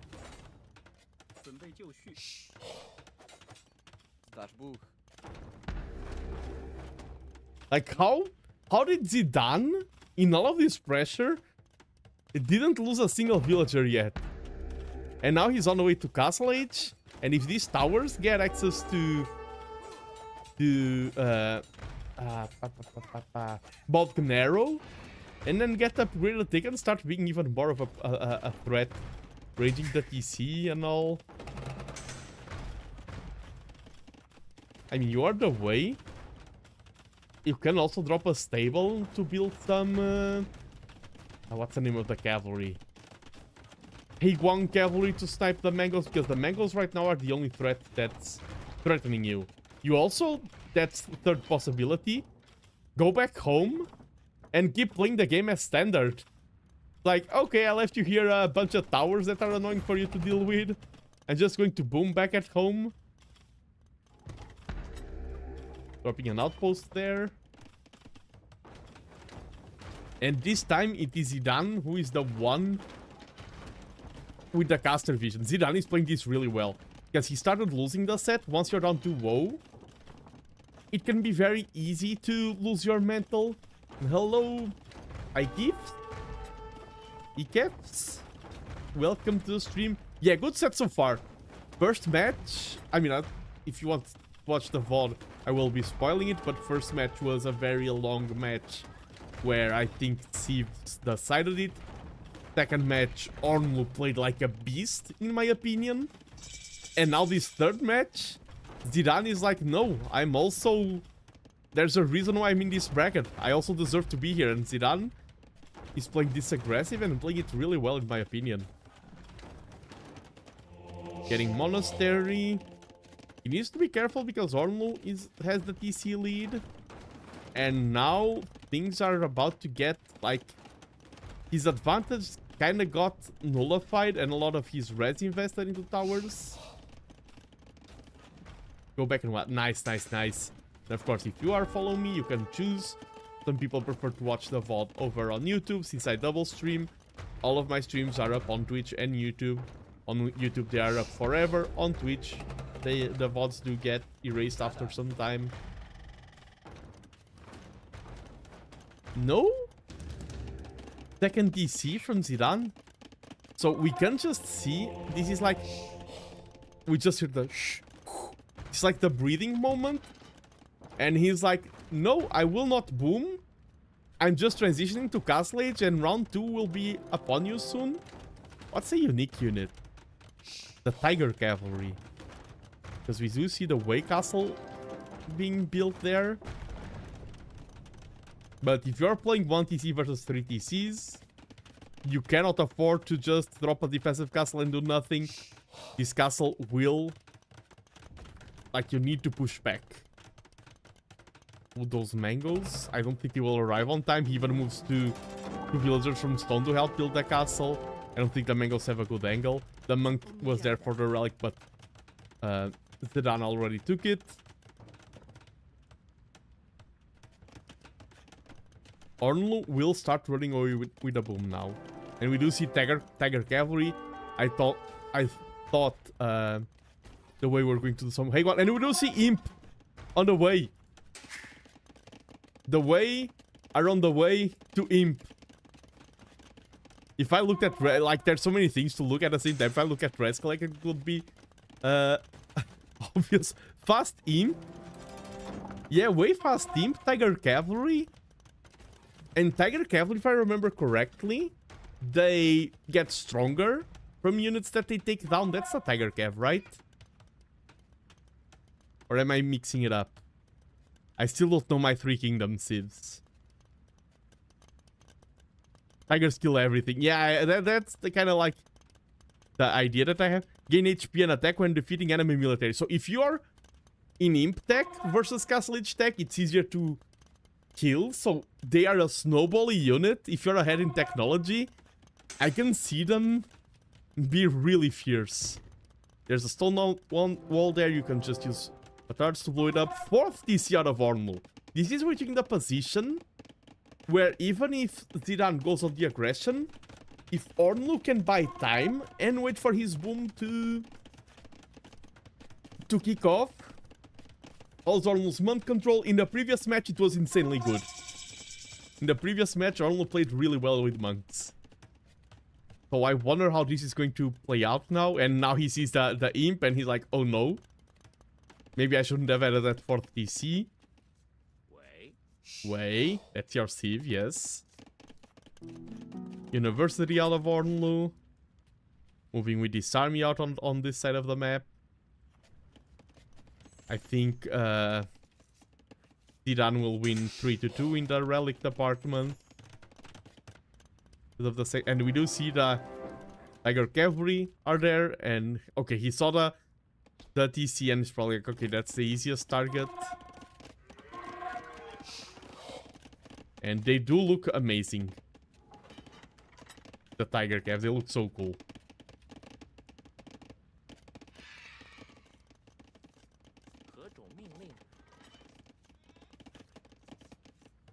And I want to see how they will perform. We do see that. Oh, traction traps, of course. And another watchtower. It's like you thought you got rid of them all? No, they are back for more action.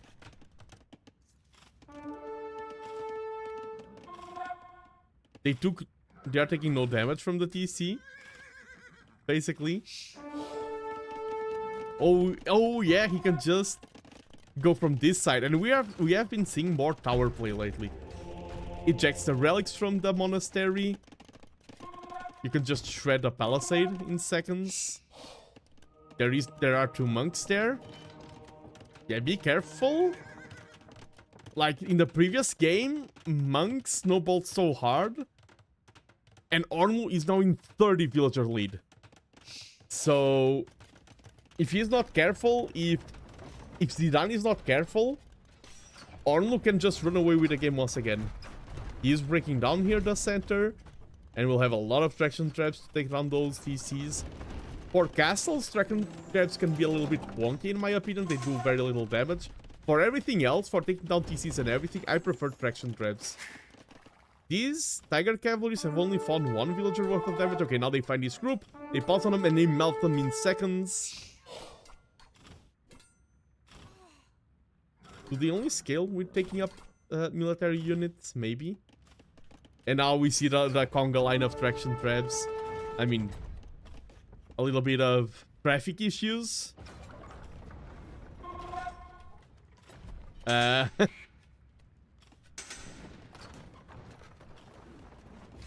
Oh, and hello, Creams. I think someone has said that live casting has been fixed. I wanted to cast T90 live, but I didn't because of that. But I think now it is fixed from rumors in chat from our base. And yeah, the Tiger Cavalry and Ornlu needed more time. There are hand cannoneers now. Okay, the hand cannoneers will be useful. Oh yeah, he's Bohemian. He has access to chemistry and hand cannoneers in Castle Age. And Zidane now needs to deal damage, and he's finding damage. He's taking on the TCs, gets one unit converted, but Ornlu is now back down to 2 TCs and losing build numbers. Ornlu needed, it's like in the morning when you say, oh, just 5 more minutes, 5 more minutes. I feel like 5 more minutes, and Ornlu would have been in an unstoppable position with that eco kicking off. But I think Zidane may be arriving just in a nick of time. Ooh, and GG is called. If I'm playing, I would wait for my units to go down, but I think that is the GG. I think Ornlu was in a position where he could get very strong very soon, but he still had nothing yet. And like, he had no options to buy time. If you build walls, the traps take them down. There's already so many Tiger Cavalry on the way. I think Zidane, I thought, oh, he needs a second wave in Castle Age. Like after the first push, I think he played this way better than I was expecting. I think this was the right call to, okay, you think I'm falling back? You think maybe there's a push in Castle Age? No, I'm going fast imp and taking you down. I think that was a really good call. I think Zidane played this match really well. It was a really good set, and I'm glad that Zidane took at least one. I always prefer 2-1s over 3-0s because for people who get 3-0'd. But yeah, that was it for this set. Very high level stuff, and Ornlu probably frustrated with after such a strong start losing his own home map. But this just goes to show how some all-in strategies, if you commit, if you have your timings. And I often say, if there's one thing I want to point out in this game, a lot of players that are lower elo think that their army needs to always be active. They think that, okay, I have one Tiger Cavalry and my opponent doesn't. My Tiger Cavalry needs to be on the field because they have past experience from knowing in their games. Like when they were 1k elo, they always had army in their base, and they've learned, okay, my army in the base is doing nothing. If I have army, it has to be on the move. But then you learn the opposite lesson, which is that sometimes being on the move is not good. And I think here, the 6th Cavalry garrison and more, not revealing your hand, yes, Ornlu could have assumed that this was coming, but he had no idea that Imperial Age was on the way. He had no idea how many Tiger Cav were being produced. There are times where waiting is the best play, even though it feels like, oh, I have APM. I should be clicking things. Why am I, quote unquote, waiting and doing nothing? But sometimes waiting is the best move, and I think it's one of the things that won Zidane the game. A little bit of wait. And let me go back to Captain's mode. And this was a 3-1, 2-1, and Zidane will be relieved because starting with a 3-0 loss can be very demoralizing and have a lot of ramifications down the line. And normal will be frustrated because the same thing goes for just winning 2-1 instead of 3-0. Remember that maps count so much in this setting. And even though you won the set, you should be beating yourself up for not going 3-0. It helps so much.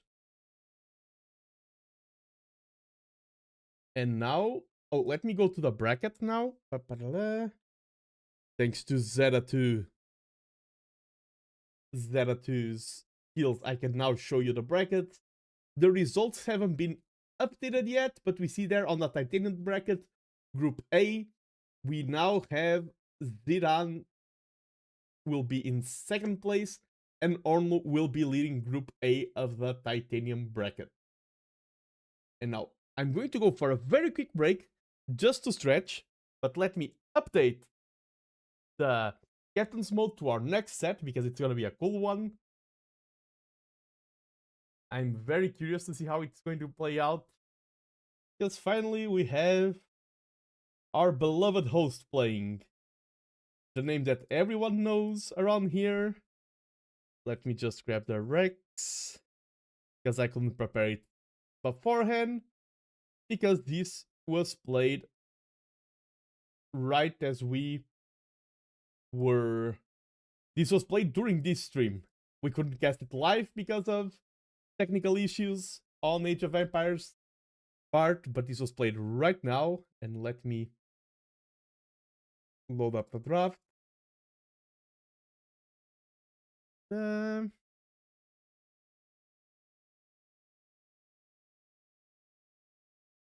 will first load them up and look at a little bit at them.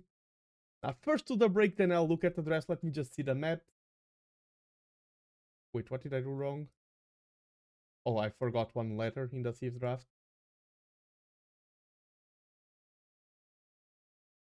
Costa Rica, yes! And it wasn't T90, it was Basket who picked Costa Rica. You can't just start casting this when I want to go to sleep. I will have a very quick break, like 2 or 3 minutes, and yes, I will then cast the T90 official versus Baskets.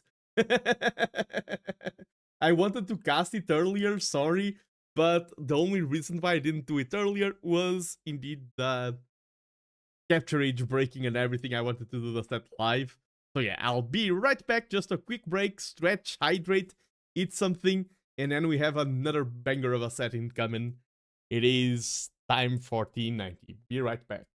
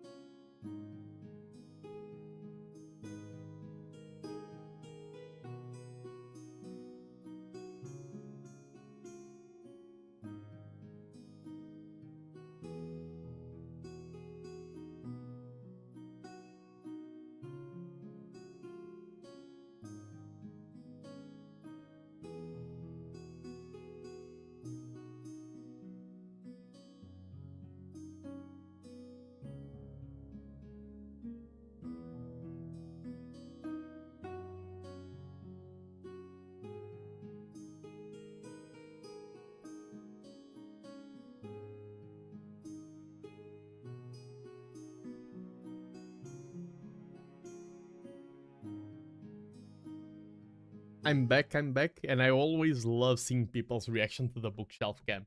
Let me just close the door that I forgot.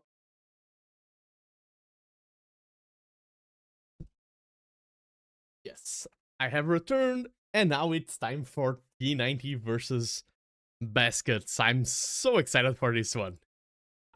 I'm very confident this was the first set that T90 played in this cup, and we did talk about this, how in the previous cups, T90 was always the #1 favorite. Like, T90 was sitting at like 2300 elo, the next best player was like 2000. Even then, he did got a 3-2 win in the final, so he did have to sweat a little bit in the final, but it did felt like T90 was always dominant. We had the timeline, we had the narrative.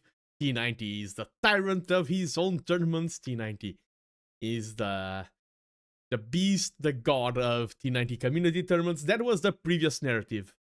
Now, he's no longer the strongest player in the tournament. He's second highest in elo, and the ones who are below him are way closer than the previous cup. I don't think T90 will have an easy journey. He may win it all, he may not win it all, and that makes me want to cheer for T90 for the first time. On the previous cups, I was always like, let's go, it's the downfall of T90, when will we see him fight? I've decided after a long amount of self-inspection that in this cup I will be cheering for T90. For the first time, I want T90 to win it all. And let's go over then the maps and Civ drafts. Starting with the maps, we had Baskets banning Valley and T90 banning Tulu. They doesn't want to play some Regicide today. And then they picked Coast Arena and Slopes. I love the Coast Arena pick. Slopes is more of a standard map, and being T90 someone who knows all of these maps quite well, he has cast them all a fair amount. I would expect him to pick the trickiest maps, but maybe he just wants to play some standard, solidify his victories before flying out to Red Bull Woololo. And then we had Monocle, Mudflow, Seychelles, and Reversocopolis banned by Baskets. T90 banned Bypass, Stranded, Zimbabwean Quarry, which leads us to our first map, Northern Crossing. I really like Northern Crossing. It's kind of similar to Seychelles in a way, but more aggressive. It's less boomy. Seychelles is way more defensive. I feel like Northern Crossing matches can also go long, but in Northern Crossing matches can go long, in Seychelles they will go long. Is this your last set you will cast tonight? Probably yes. Probably. Not sure, but probably yes. Northern Crossing is so fun. All of these maps are very fun. Then for the Civs, we had T90 banning Spanish, Celts, Tupi, Turks, Bengali, and Burmese, while Baskets banned Bohemians, Mongols, Byzantines, Cumans, Armenians, and Italians. Basket bans just looks like a tier list of best Civs, and he banned them all. And then T90 grabbed the Chinese, the Vikings, the Malay, Burgundians, and Persians. Ooh, very solid draft. I would think probably Vikings for Northern Crossing. No Vietnamese, so we know it's not T90 Uncle Drew. No, T90 Uncle is maybe not playing. We'll see from the gameplay itself. Malay could also be for Northern Crossing.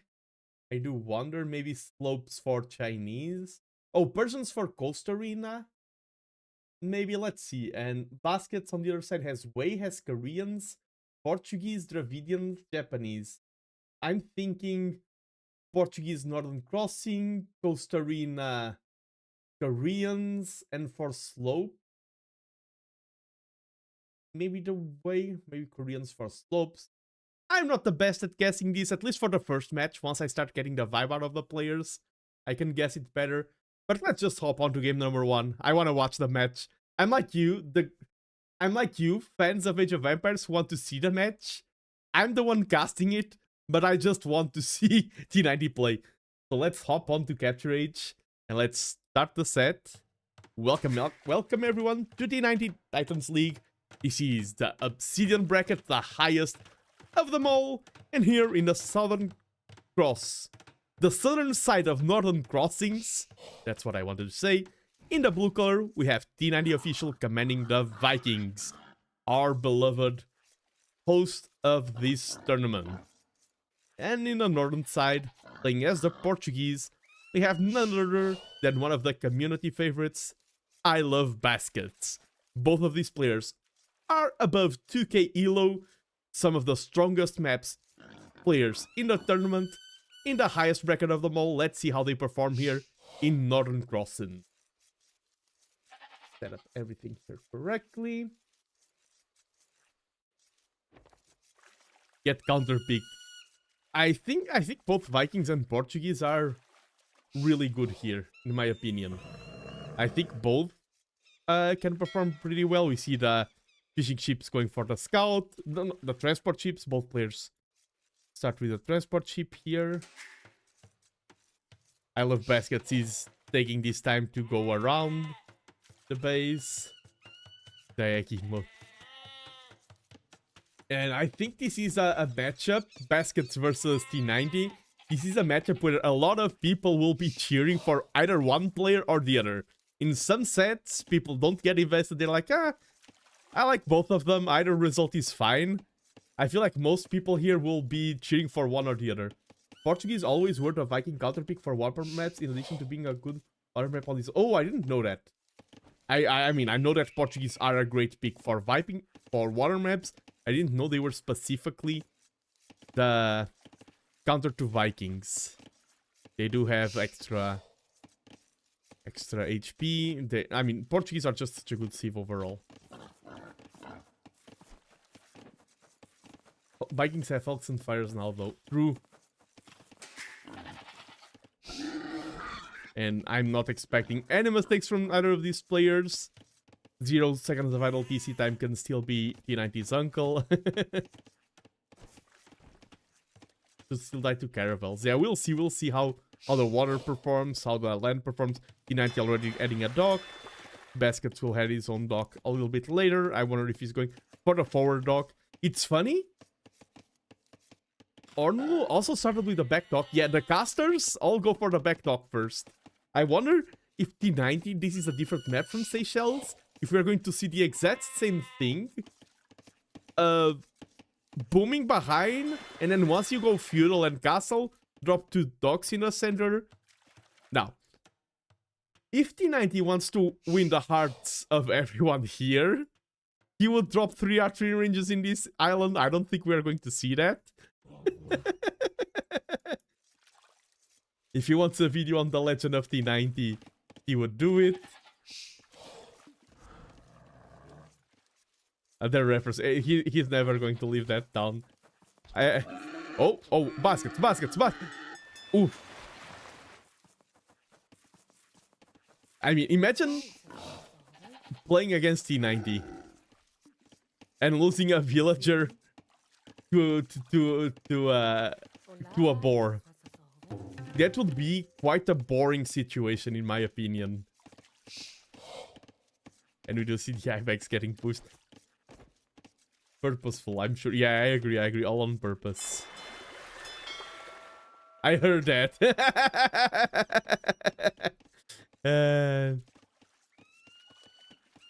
I don't have a minus 7k mode for people to spam yet on my channel, so I'm safe. I can do those jokes. And we do see barracks going up, so no. I have to watch the cast not muted now. Feels bad, man. Oh, transport men at arms could be an option.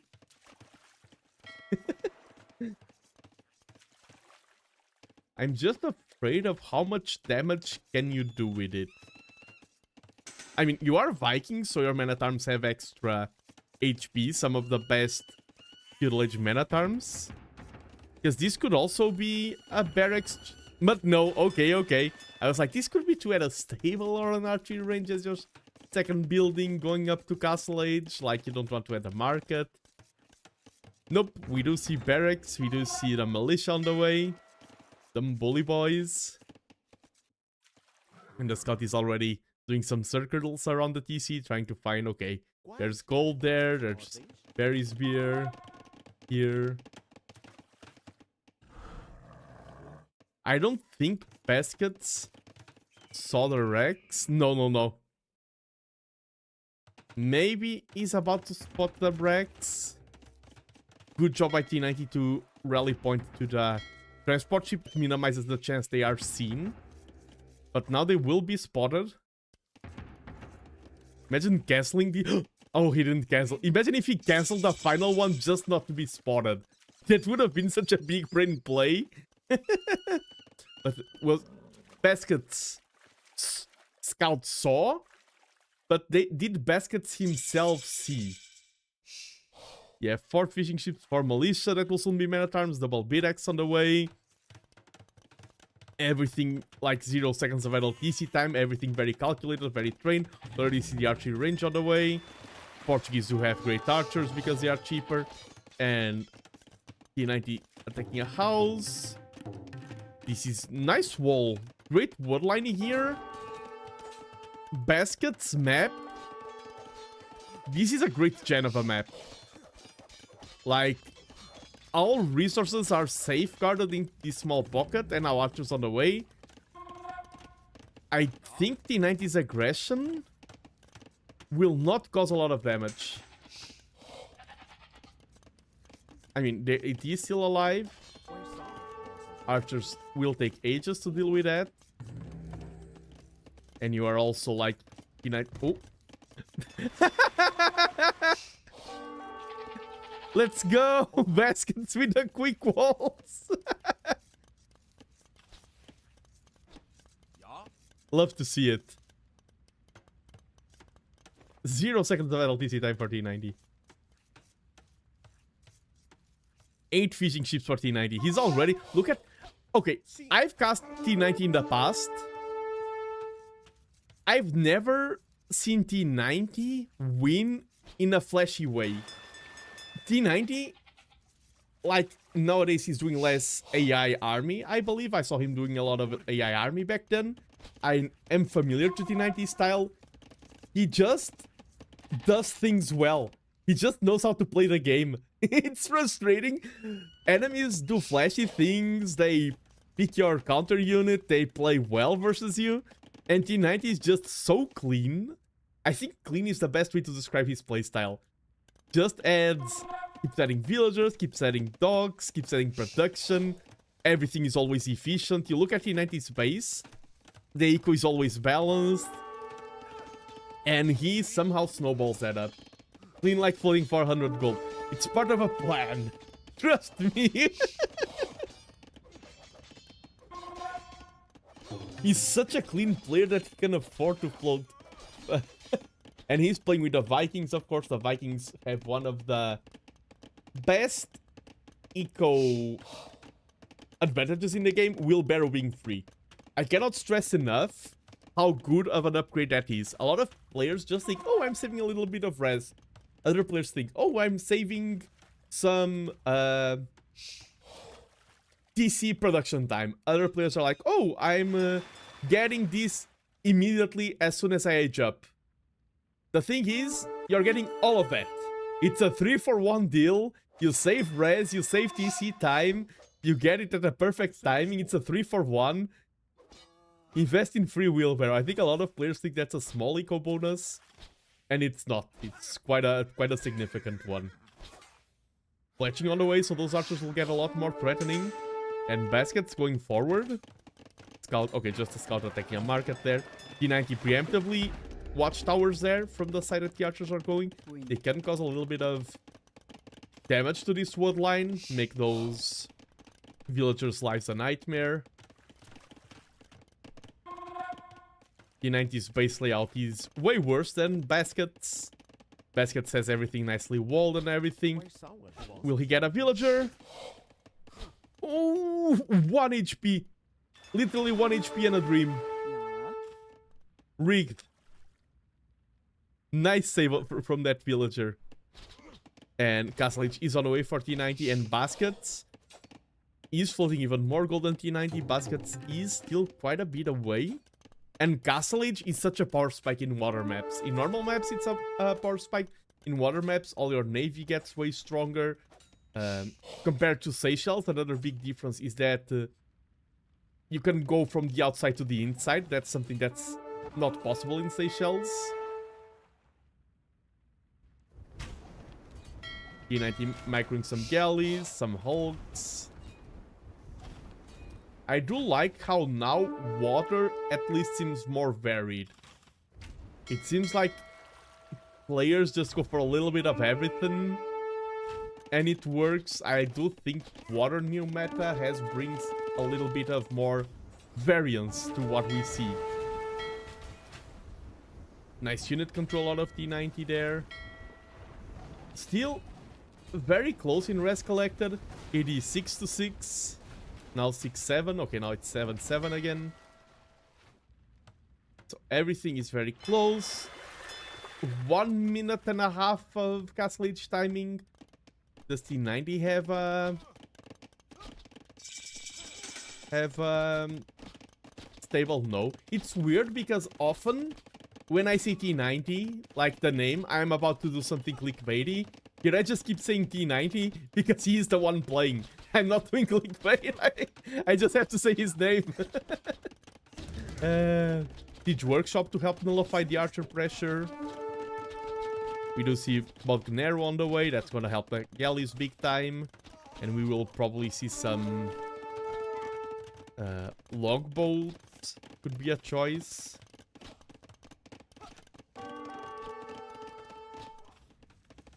Quite a lot of navy here for T90. Not enough. Some fire ships will help.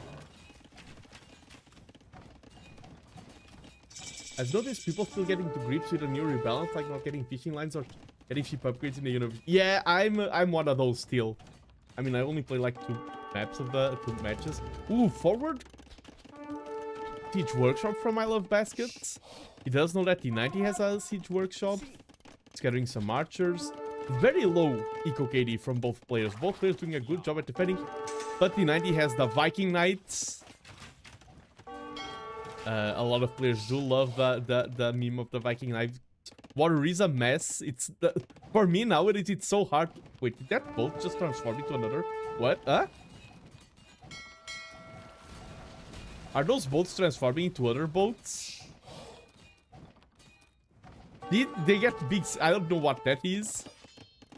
But oh, nice quick wall there from Baskets, walling in the villager and getting the monastery up. T90 is going to watchtower the monastery. Ooh, nice juicy shot from Baskets there. 3 villagers down. Monk on the way. Villager from Baskets is still here. This is still a very even. T90 has 21 military. I think that's all on water. I mean, also the knights here. Do the monasteries have a cubby hole to go into? Ooh, Baskets tried to expand, probably to create that monk cubby hole, like the monk defense tower, but couldn't get it. And now T90 is clearing water.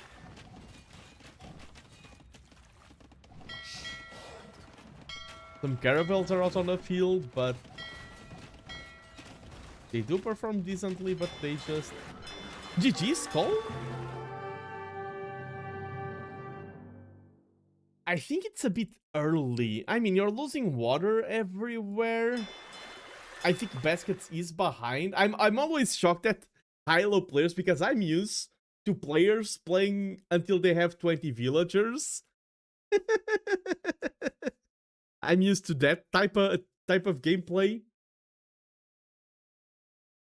Yeah, water and for a lot. Yeah, I agree. I think Baskets... Yeah, I think it was very understandable.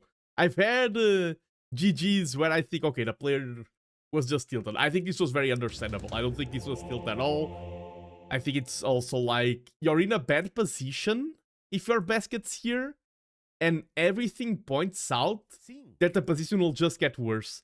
This knight is here. It hasn't attacked yet, but it's going to make it basket's life a nightmare. It's what I said before. T90 doesn't win the flashy way. This is T90's playstyle. And that's one of the reasons why I also want to see players, strong players, making T90 shake. Because once T90 gets into the groove, once he gets in control, it's so weird. It's like they're both playing the same game. I feel like... But, yeah, it's... Let's move on. Oh, let me just check a little bit of data. Both players moving quite fast at 50 average APM, 50-60. That's solid. Solid high. Castle drop would be nice, true. But did he have economy? Probably, yeah, no setup, and you're Portuguese, so castle drop is great because you can snowball into organ guns, but probably didn't have enough time to transition into the castle. Could even buy a castle. True, the eco was a little bit out of balance. But it would be hard, because a castle there could be the game-winning move or the game-losing move.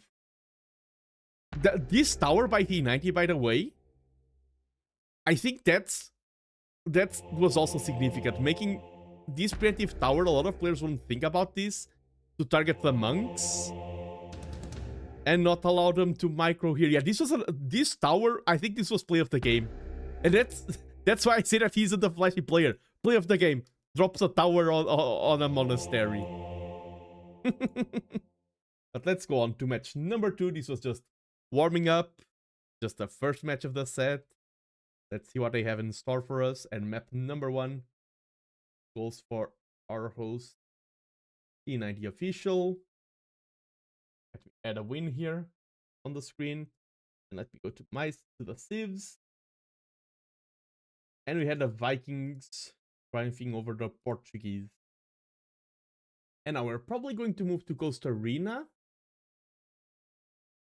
Koreans or Japanese? I would go for some crazy Korean shenanigans. If I'm basket, after losing this match, I could go like, oh, Japanese fishing ships. I would go for some really crazy Korean stuff. And has anyone tried TC Drop Tush in TTLC Costa Rica? Have no idea. T90 picked Arabia has home map again, so he's banned from the tourney anyway. If I'm T90, I pick either Persians here or Malay.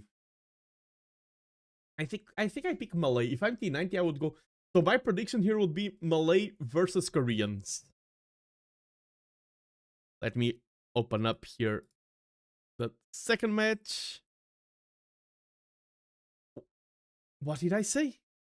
What did I say? I can never guess the civs on the first one. I get flabbergasted. I get a feel from the players, and then I can just read them like a book. Hello, everyone, and welcome to the second match of this Playout 3 in T90 Titans League. This is the Community Edition, the highest bracket of them all, the Obsidian bracket. On the left side of the map, sitting at a whopping 2157 elo, we have I Love Baskets commanding the Koreans. And in the right side of the map, in the blue color, sitting at a whopping 2349 elo, we have T90 Official commanding the Malay. Let's go. And this map, Costa Rica, when I first saw this map, I was very skeptical. I didn't understand the charm of this map. I was like, oh, everyone is talking about this map. It's not that cool. It's not that interesting.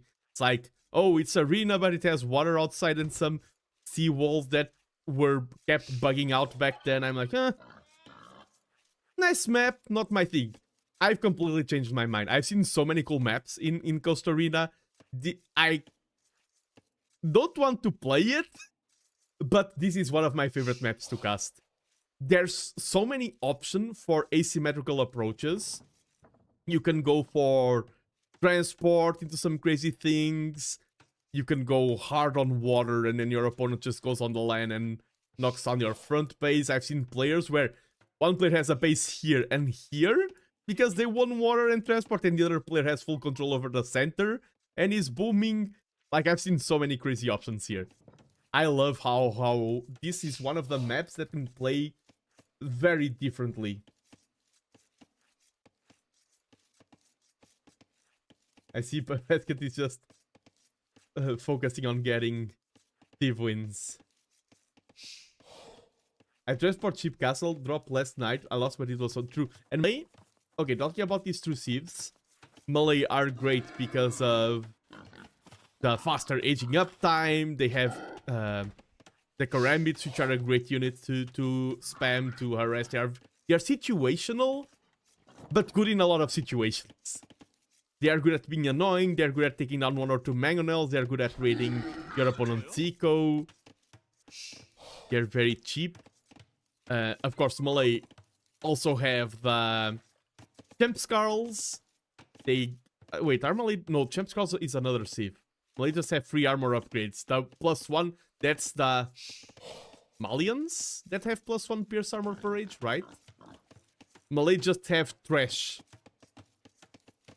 Trash two-handed swordsman. Exactly. If it goes super late game. And they have super efficient fish traps. They can also go for harbors. I was watching a show match earlier where the Viper did some harbor play. But I don't think harbors will be that significant in this match, but T90 can prove me wrong. I think in other water hybrid maps, harbors can be way more important. I think the moment we get a castle here... what a nerd. No, it backfired. The fort is running away. T90, no! T90! T90! What are you doing? This is... no, I feel bad. Why am I showing this to the world? I feel bad now. If you're... this is a moment of inspiration to all of you. If you're sitting at 1100, 1200, and this happens to you, you can say that, okay, it happened to me, but it also happens to T90. So in first game we have I Love Baskets almost losing a villager to a boar. Now we have a boar going back.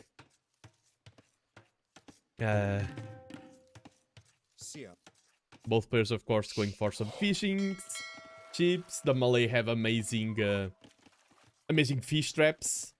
It's like like an infinite food glitch hack. They have Thalassocracy that upgrades the logs to harbors, and Forced Levi that makes your militia line become trash. I think we're going to have a lot of action before either of those comes into play. Elo is button number, true. Where is the island for the 3 ranges build? True. There's no fake island here. If you want to see amazing boar action, go watch Ash League. Snailland versus Walubu on Zimbabwe. Ooh, nice, nice, nice. Thanks for the recommendation, non-change.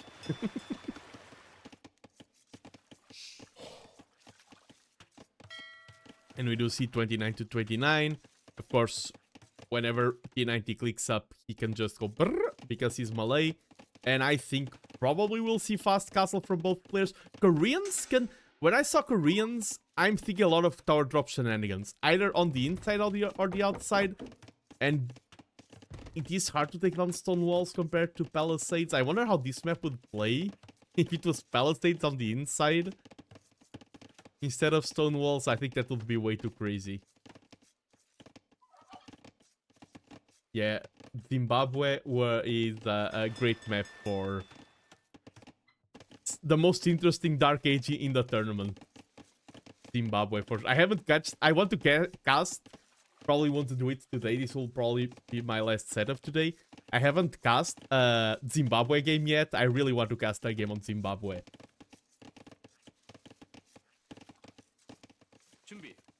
Yeah, but so far, rest collectors are even. Everyone's doing their thing. Their T90 is ahead in fishing ships. Is that just 2-1? Yeah, 2-1 docks.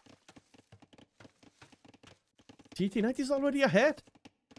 The blue bar is already bigger than the red bar. Scouting with this fishing ship, that it's good to do this scouting preemptively, because sometimes you can lose a lot of efficiency with your fishing ships because they don't know where the optimal next fish is. Double BDX. Evening, Jinsko. Welcome, welcome. Maybe reverse a crop. Yeah, there's no easy map. Market and blacksmith, probably the same on the other side. No. Taking the time. Moving on to stone. No, ooh, that's a horrible stone placement. No more stone for T90. This one is a little bit better. That's atrocious stone placement for T90. I'm guessing you with Dizzy when Nando is on. Oh, that's why you asked if it was the last set. You want me to radio? I see. I will do it. You didn't ask to. And I think it's good for the casters to synchronize and things like that. T90 getting an archery range. That's gonna be okay. It's not going to be a crazy late castle each time because he's the melee. It's gonna go super fast. But he's pushing the melee faster rage up time to its limit. It's like I'm going to gather every iota of that bonus I want to get that my eco flowing. Get that already 10 eco lead. More rest collected. So baskets needs a plan. Baskets is on stone and that begs the question. Will it be 1 or 2 castles? Because we've seen 2 castle all in for Koreans. And will the castle be here? Okay, type in chat. A, defensive castle for production. B, wall castle. Or C, transport ship water castle. B, forward castle. B, I agree with B. I have especially because this seems to be 1 castle. When it's defensive, it's often 2 castles. Maybe even more to the south. Oh, like more here. He doesn't know, but castling this stone would be great. I mean, does he know that they only have 1 stone in, and he does spot it? None at all. I mean, it doesn't have to be exactly here. I was just talking about the spirit of the castle. Oh, that's a devilish amount of stone. It was A! I was right! I was right, it was A. Boo! And just like that, I Love Baskets lost the heart of all the fans. Everyone is now cheering for T90. That is a war wagon producing castle. I think, in my reasoning, I would much rather see the castle going forward. Yeah, war wagons is the play. The reasoning against it could be like, okay, I'm playing against the melee, he's going to drop his own castle, and he can reach him faster than me. I think that's the reasoning. Unique unit turtle on the... Oh yeah, Koreans have the turtle ships. They look so cool. I've seen, it was a miniature, but a miniature like the size of a house of a turtle ship in Korea. It was really cool. If your castle has no chance to become an outcastle, then it's not a good castle, true. Yeah, I've seen turtle ships in real life. They are really cool. And I do not know how all the unique ships fare against the other ships, but the turtle ships seem to be faring greatly against the hulks, and they should, because historically, the reason why the turtle ship have all of those spikes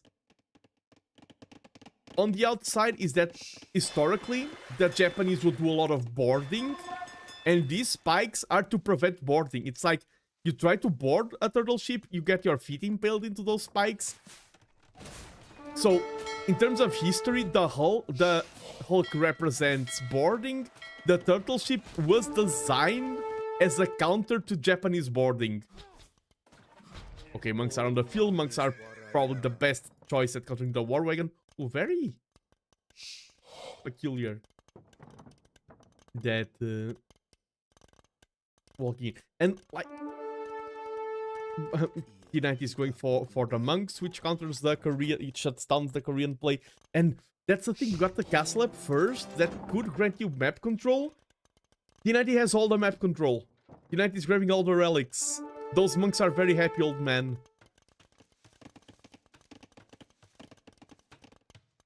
Yeah, baskets will have one relic, I think, and T93.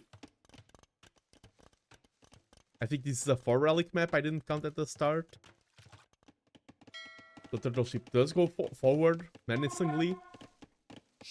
Turtle ships can play a big role in this match.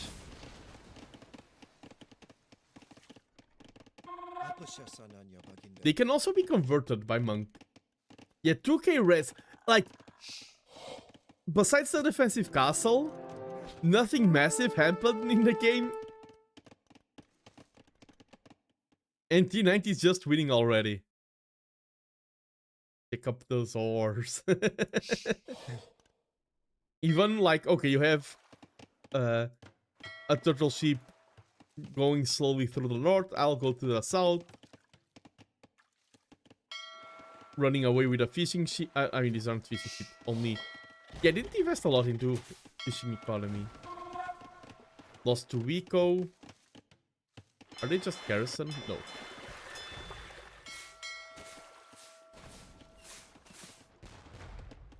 Oh, it fires both. I was like, what kind of projectiles do they have? Nice garrison here from the fishing ships, reacting well. Yeah, the turtle ships are so dominant. How expensive are they? Redemption on the way for T90. Do you need a redemption to convert turtle ships? I mean, do you need redemption to convert rocket cards? That's for sure. Guard tower here. Oh, I like the guard tower a little bit too forward. And T90 securing that stone. That stone was such a vulnerable position. And now T90 has secured it. Scattering hulks everywhere. Yeah, it fires everything it has on board. Fire the rockets. Fire the stones. Oh, monks are trying to convert the Hussite wagons. Not the Hussite, the rocket cards. Converts 1. Converts 2, that's huge. Monk play can get out of control so quickly. That was insane. T90 is dominating this match. I'm sorry, Baskets, about using such a strong adjective, but as a caster, I need to provide hype and use strong words. And T90 is playing this very well.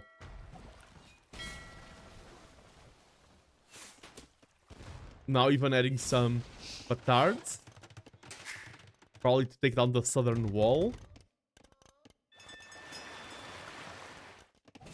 Yeah, monks are a love it or hate it unit, and and they are a unit that scales up with elo. The better player you are, the stronger monks are. I think they can be strong at all elos, especially because a lot of players, like, when I was talking about will Barrow be a 3-in-1 deal, monks are also a 3-in-1 deal. They grab relics, they convert enemy troops, and they heal your own troops. Does T90 not see that relic? He does. Only oh, and there are 5 relics in this map, because T90 has 1, and that's the final one there.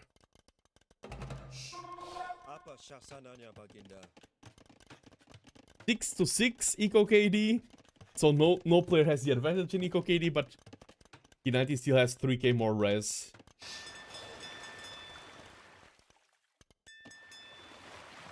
The turtle ships are really cool. Like, this is my first time seeing not a turtle ship, but a new turtle ship, like a turtle ship in the new water meta. That's a more correct way to put it. And I like how they perform.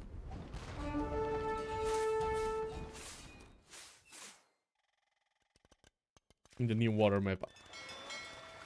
I like how the ores move now. Yeah, the ores are great. Shout out to the ores.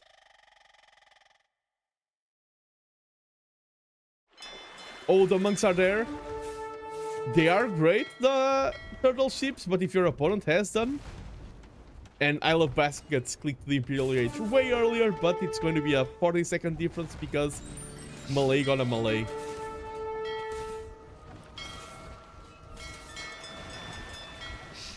Okay, no significant conversions from the monks. We see some guard tower creep going forward. Oh, we see the petards here blew up and now the monks are in.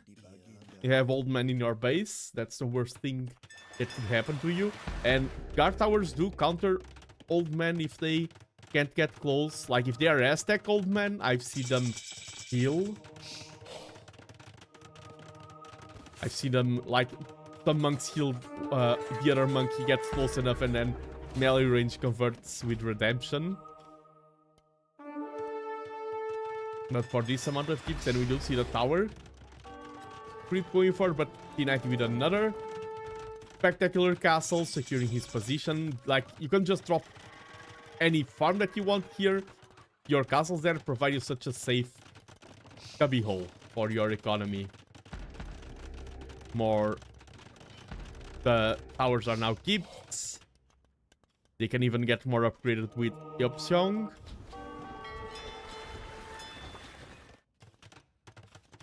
But look at the military. Like, T90 has double the pop count. Baskets is still on 1 DC. If you're on 1 DC for 30 minutes, you need to be very aggressive. We see block breeding on the way, illumination, chemistry. Does any Steve have the classic Pululu song for monks? I think that's only in Age of Empires 1 that it played, if I remember correctly. Even though it's a meme more popular from 2, but please correct me if I'm wrong.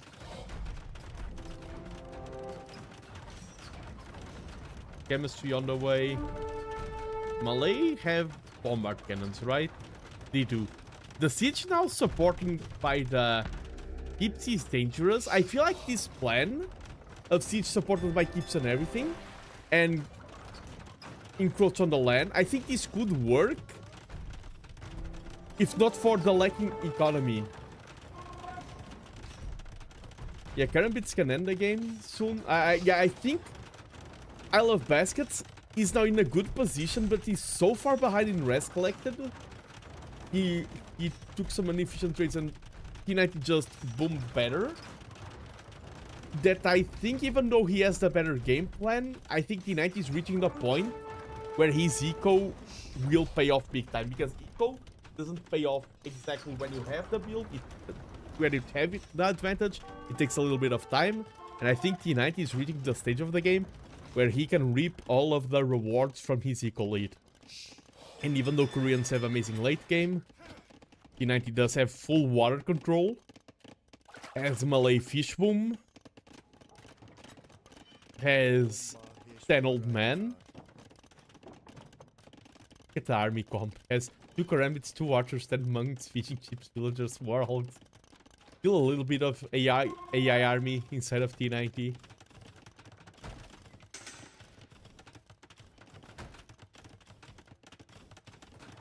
T90 fish traps. I like T90 farms.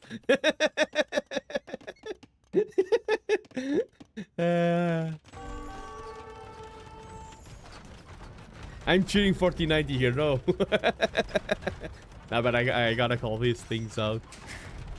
Yeah, first, second DC going up for I Love Baskets. Nice siege. But bombard cannons are on the field for T90. And they will take down the keeps, they will take down the traps. Bombard cannons counters everything that I Love Baskets has. Bombard cannons and monks.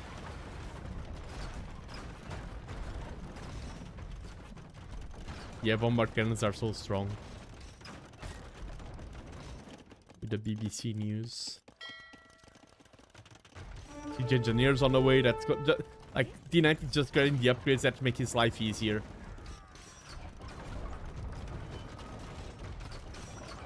Yeah, Upsiong can increase the range of the keeps. But yeah, the traps are falling down. T90 did get his relics ejected. Just read that. Grabbing more monasteries. Yeah, I can't afford it. And GG is called. GG. And yeah, we did see like the snowball. Just solid play. Just the equal lead. And that's the thing. I often comment about this because it is incredibly true. Any one of us who is here in chat, like 90% of us, we would play versus Isle of Baskets and we would be completely destroyed. Like, no chance. Completely destroyed, obliterated. And thank you so much, Robotic Pro, for the raid with 4. Thank you, thank you, thank you. Hope you had a great time. I bet you were casting some Age of Empires as well. Oh, 3 hours. Is that sudden death, SD? Commie games are not fun. Damn! But welcome, welcome. If you need to rest, I know a lot of streamers, when they raid because they are about to head to rest. If you need to raid and leave, feel free to do so. You're doing Commie Fridays. Oh, that's great, that's great. We are casting T90, and I was just saying that Isle of Baskets does not look like an impressive player, quote-unquote, but he plays amazing. We are just seeing the 200 elo gap here at play. We are seeing why T90 is one of the best players. We are seeing his execution being very clean, a lot of strategic, like, players often talk about, oh, it's the micro, that's why I'm not a pro. We did see a little bit of engagements in water and everything. There was not a lot of micro deciding who won this match. It was just the decisions. It was just how much do I invest into economy, how much do I invest into water, where do I place the castles, which unit do I go for. That was what decided this match. So GG. And now I'm going to move on to Captain's Mode because we still have one more match. And it is on the slopes. It is on T90's home map. He was being criticized for picking that home map.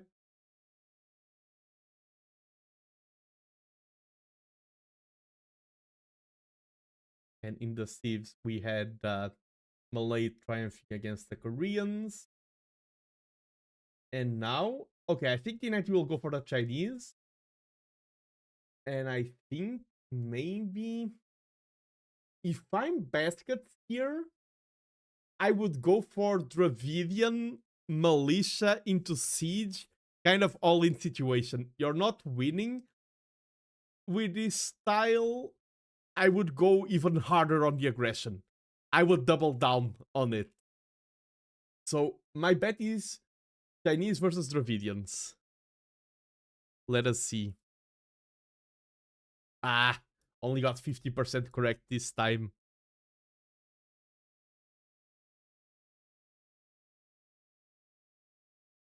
Welcome to Slopes. This is T90 Titans League, and this is T90 in the blue color, commanding the Chinese. And in the south, we have Isle of Baskets commanding the Wei. So this is Slopes. A lot of players call it one of the Arabia maps because it's not crazy. It's a very cozy map. It's very homely. I love to play on Slopes. Very standard style of map. You do have some of the features of Slopes if you're thinking about taking a holiday into this lovely destination. You have some amazing food here on the flanks. Only one of these animals is a pushable ibex or deer that you can push into your own TC, and players often do this. If you want the rest of the food, often you have to mill it. You will leave your economy exposed. That's a target for your adversary. But we see players, sometimes if they want to take the role of the aggressor, they're like, okay, my opponent will be defending. I have enough defense with my offense. I can take this whopping 1,000 food here on the side. And then one side always has stone. The other side has gold. This is more towards the late game. And this is a map that can go mid to late game. Bunnies are too adorable. True. Also tasty. Uh, but yeah, this map, it's kinda easy to wall in Castle Age, in Feudal Age. I've seen a lot of players. The main style I see in this map is one player going a little bit more aggressive, the other player can defend the walls, and then they both just go into Castle Age without anyone dealing critical damage. With the way I know that the way are the Jambay Raiders, I've seen way so much in these past couple of days. The Chinese, they are just a staple of Age of Empires since forever. They have their peculiar start, where they start with less resources, but with more villagers. That often means that you start with Loom, which is quote-unquote a hidden bonus. It isn't specifically stated, oh, you start with Loom. But you do start with Loom. It's like the Mayans also have that bonus. And yeah, 17 seconds of idle TC time, that's a clean Chinese build. And they are one of the civs where you have to approach Dark Age differently. And often we have the question, will the players move to the side? T90's first meal is already on the side, not milling his own berries. You already see a barracks going up for the away player for baskets. So will we see some militia early aggression? I haven't seen Champion Warriors at all in this tournament. I know they were nerfed to the grounds, and I was right. Go for it, baskets. Go for crazy. You're losing 2-0. You're now in your opponent's home map. Go for crazy. I will always support this move.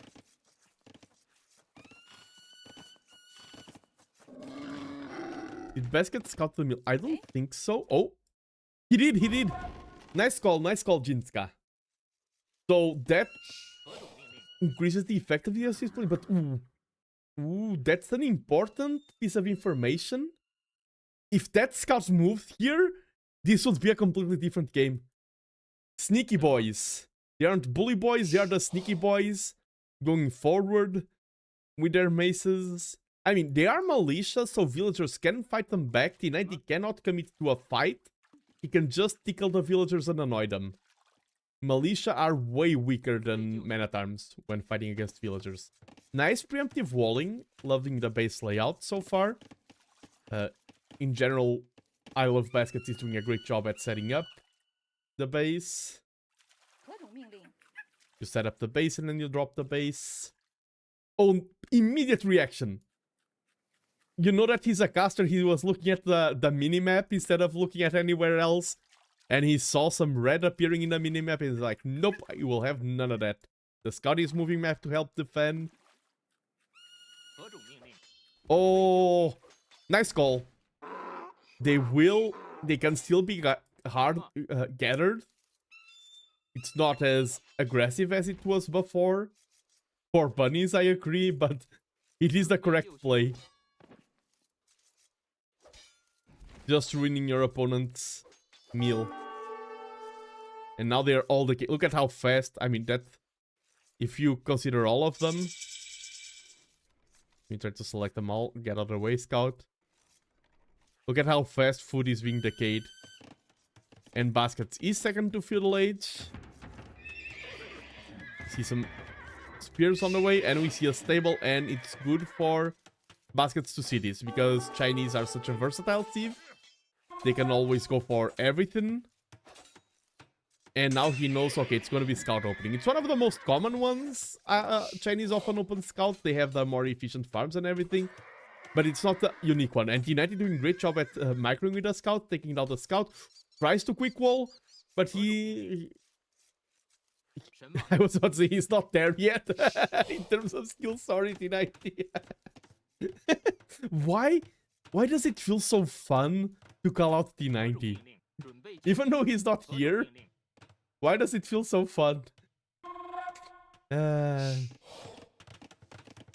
Basket is establishing his egg, having a safety egg base here.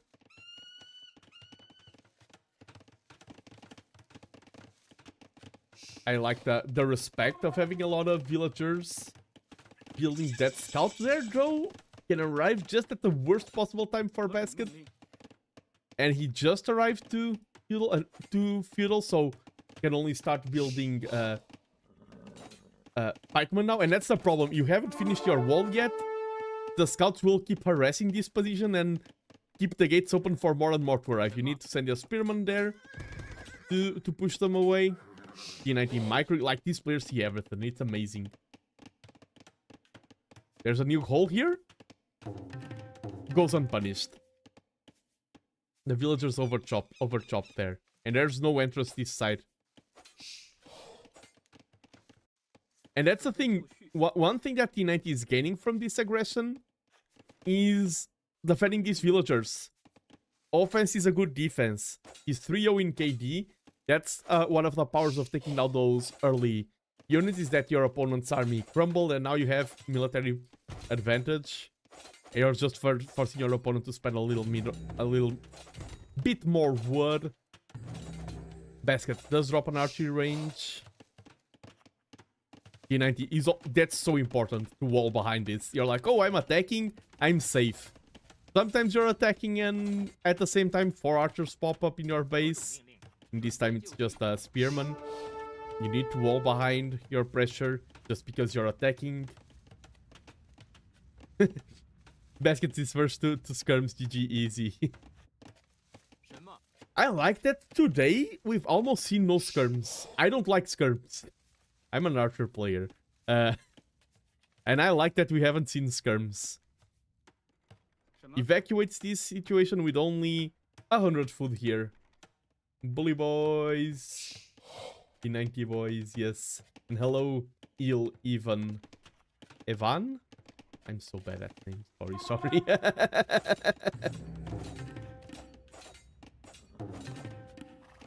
The reactions. Any Feudal Age player would lose their entire scout there. Not Feudal Age. Low elo player would lose all of those scouts there.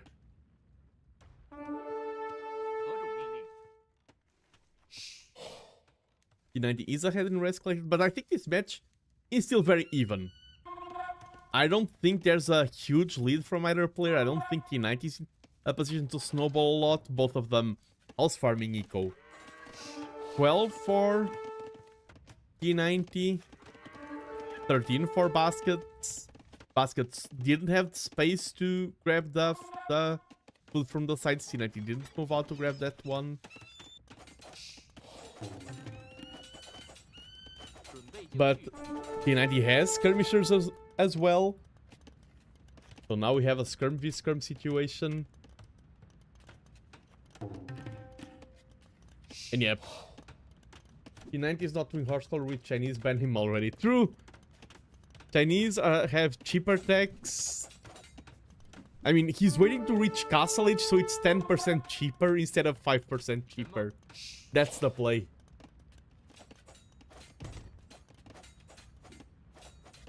Yeah, and Basket is constantly being forced to deal with these small situations, these small harassment, small attacks everywhere.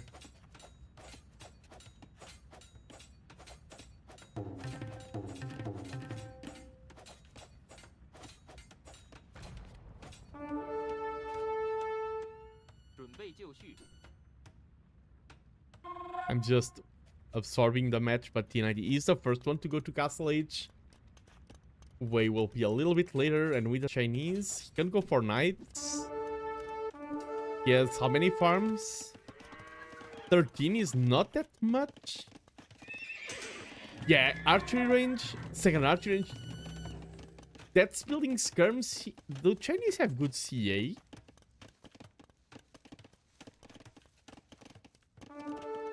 No, no, that's Spartan tactics.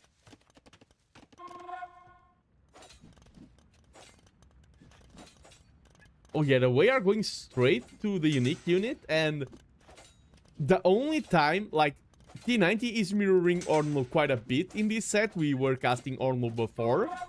The only time we've seen one of the casters fall was against the Wei unique unit. Tiger Cavalry is really strong, yes. We had one of the previous matches ended like that, and T90 does see the stone, and he knows that Tiger Cav is on the way. There's no other reason to have all those villagers and stone walls to protect the stone miners. Makes sense. They've earned the right to stone walls. Then convert them. True. Do we see... Oh, T90 booming. Adding a second stable. And the skirms are just punished. And he built the market. The other stone is there. Yeah, no safe stone. Stone walls, OP. Will he lame the hares? Yeah, booming with... He has map control. He can just... Like, when you are controlling the map, you can go for a lot of different things. I love Basket's play here is to go for a power spike, clear this entire army with elite cavalry, and then just snowball from there. They are even in economy still, like T90 is now investing into economy. But as I said before, when you invest into economy, it takes time for it to pay back. Before the economy gives you return, it's just a power dip. And if you synchronize your power spike with with your opponent's power dip, because they are slightly booming, and that's why T90 is wise. I was about to say wise in going to this season, not 3, but he goes 3. You can cause a lot of damage. Did you see the first Tiger Cavalry on the field? Another one joins. T90 does have 20 military, but a lot of it is like skirms here, skirms there. They aren't efficient in this matchup. Add some defensive knights.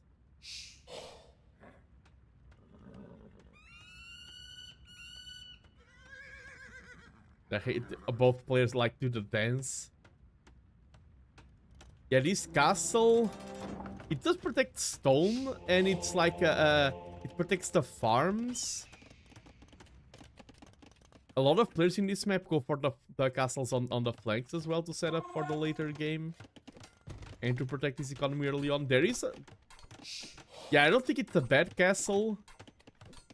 The palisade here will crumble. Oh, nice reaction. They're looking everywhere. Yeah, this Tiger Cav will be very happy with stacking the kills.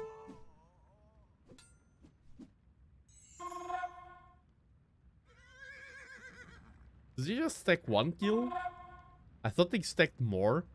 Maybe that the ones that stack more are the Jag Warriors. Yeah, Baskets is once again, this is the pattern we're seeing, is that while T90 commits very intensely to a build like, okay, I'm going to boom a lot. Baskets, for example, it's like, okay, I have the cavalry, but I can do much, and T90 has the monks now on the field. So Baskets needs to be very careful to not give away those. He's not doing any giveaways here. And T90 has such a good setup for the late game. 2 TCs in the center, 1 TC on each flank, and his economy lead, which is 2k res, will start snowballing from that. Ooh, snipes the monk without a single conversion.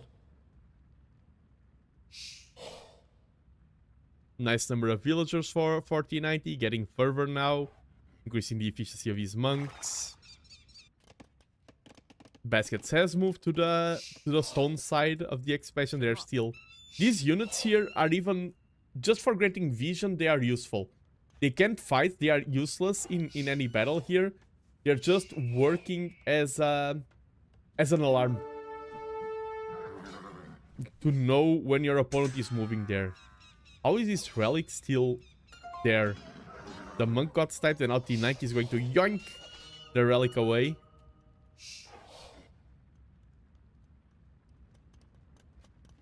Idle TC time went up a little bit, but I mean, you're on 4 TCs.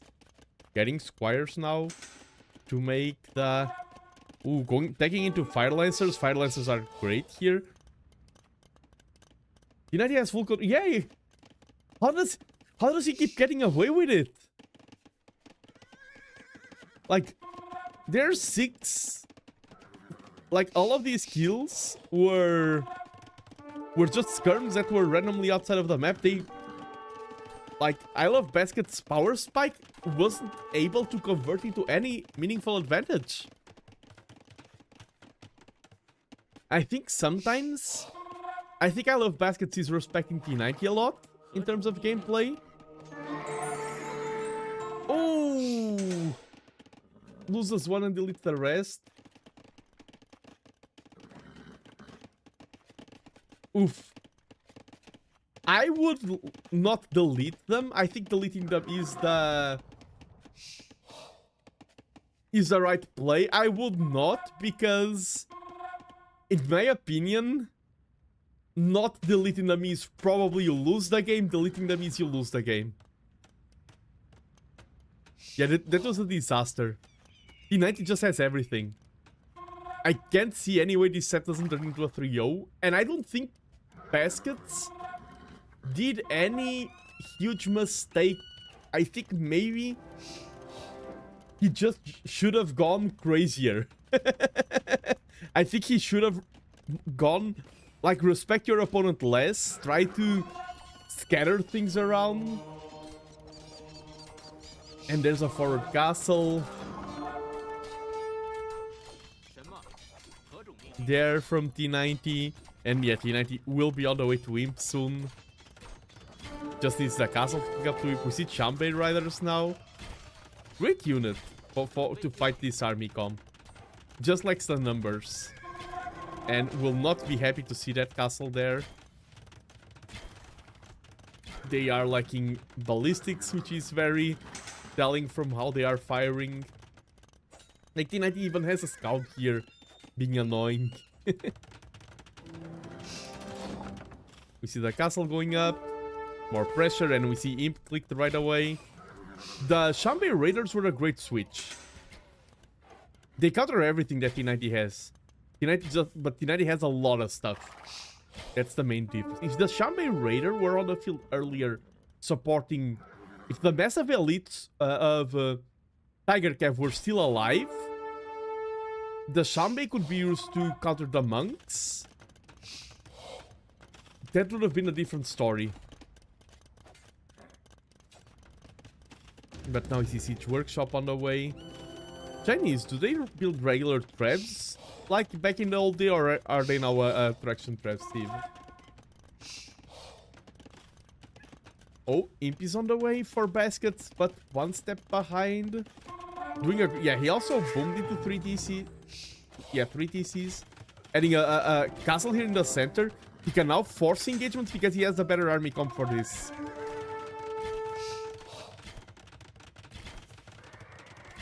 Trash. Okay, only Wushu way. Nice castle there on the way to him. And this castle will be very hard for T90 to defend. Even though, yes, Baskets will have to go for traction traps. KD... Baskets is winning in KD. Do we have siege onagers? Oh, let me check just this engagement here. Snipes another monk. The monk did get a conversion. We have onager, but no siege onager. A second castle here for T90. So he really wants to win the trap wars here. I think he, like, in terms of unit control and everything, I think the only thing that T90 did better than Baskets this game was booming.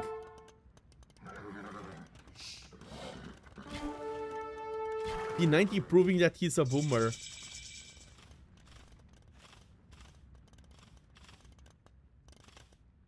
And we do see these two castles here will now start pumping out trebs.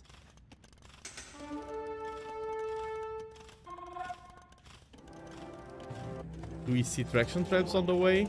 Yeah, we see traction traps. Traction traps are nice versus traps, but they will be very slow at taking down the castle. And T90's Knights... that's so satisfying to watch, the volley of arrows. T90's Knights can snipe some traps, and I really like this castle here from Baskets. Really enjoy that castle. The Knights just turned to Cavaliers. The thing is, Baskets right now needs to micro that a lot more than T90. But the Cavalier are getting no value at all. And Baskets is coming back in the economy. I had no faith that Baskets could return to this match, but he's kinda doing it. Nice engagement there, forcing the Cavalier into a choke point that is guarded by a castle even. Ah, GG is cold!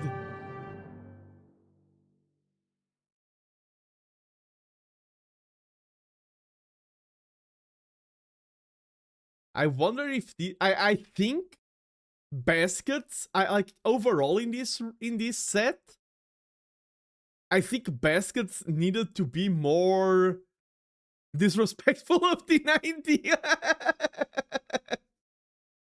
I do understand the GG here. I mean, and that castle there, like the map control, that's the thing. These casters we also saw with Ornlu. And the rest, like, yeah.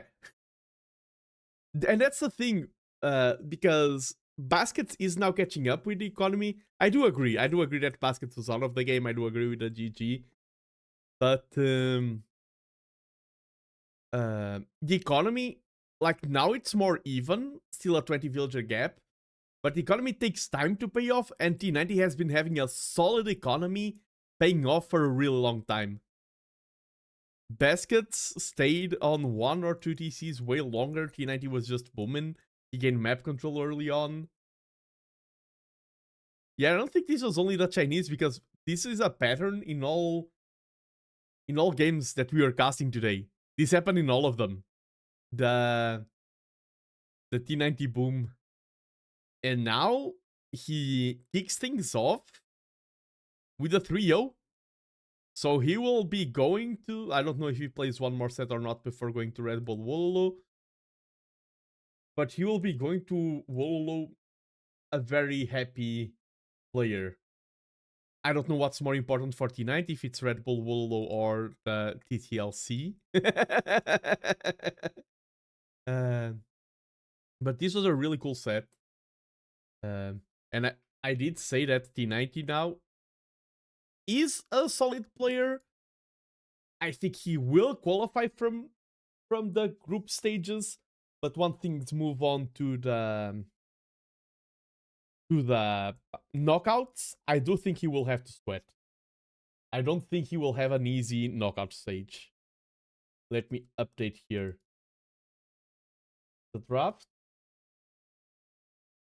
And we have T90 with a 3-0 sweep. A very commanding start. That makes it like, if I'm playing, I'm so happy with starting a tournament with a 3-0. It makes my journey through the rest of the weeks a lot easier. Okay, I'm going to get a monster and have a smoke before this and I cast, so I won't be live to raid. Sorry, I will be live in like 30-45 minutes. So, love you, Nando. I love how specific that was. GG. Yeah, and the grid, someone said the grid is good. Elminster said the grid is good. I agree, like the strongest thing that you can do with T90, with Age of Empires, is being grid and having the skill to not be punished by our grid. That's what we saw here. We saw T90 was grid all the time, but unpunished greed just brings pure reward, and that's what we saw. He played greedy, he wasn't punished, so he just kept snowballing. And I say that, punishing that when you are playing against someone who knows what they are doing, who is reacting to everything. Like you said, a villager here, oh, he's already walling. You said a scout there, like much louder. I think, because I just closed Capture Age, I disabled things. Thank you for the warning, because I disabled the setting where Windows reduces the volume of the mic when you open apps. And I think I need to change that back. Let me know if the... I think I need to further do things. That's not greed, as T90 was taking map control every game, which is the safest way to play with a little bit. True. Greed, okay, using more of a correct terminology, there's like a triangle that is like greed counters defensive play counters aggressive play counters greed. And okay, is my voice better now in terms of audio, by the way? And T90 was playing expansion, booming, which is countered by aggression, but since he had already army control, the opponent can't get the aggression snowball rolling.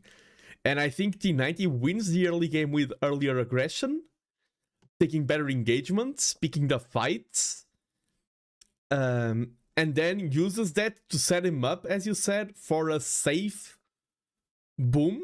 And because he still has map control and everything, once the opponent reaches a position where he can punish the boom has already paid off. And yes, it wasn't live because of issues with capture age. Let me see. Now we are about to end for tonight. Thank you everyone who joined me here in casting the casters. We casted Ornlu and T90. Ornlu versus Zidane, and now T90 versus Baskets. But I am going to raid. Let me see who is online.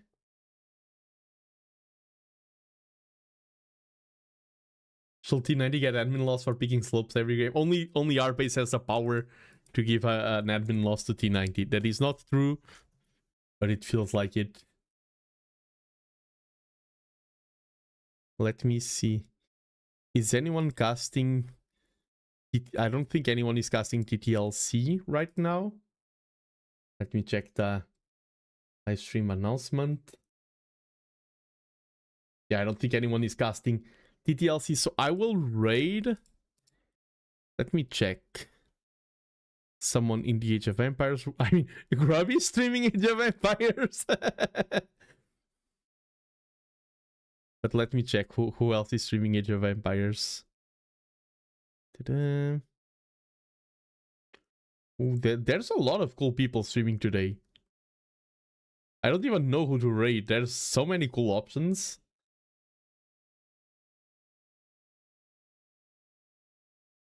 Oh, Fire! I raided Fire yesterday and he was very kind. And of course, Fire does speak Portuguese like myself. If you don't know, eu falo português, I can speak English, hablo un poquito de español. E boku mo nihongo mo hanasemasu. So, Fire is a good choice. Oh, Fire's here. Grubby or Fire? You decide. I think maybe I'll go for Grubby. Or Fire. Yeah, Fire has less people. That's the thing. But the thing is, I raided Fire yesterday, and some people be like, oh, you're raiding me 2 times, like you're trying too hard to get my attention. That's not Grubby, okay? Raid small streamers. Let me check. The thing also about small streamers is that if there was a small streamer that I know, I would raid them.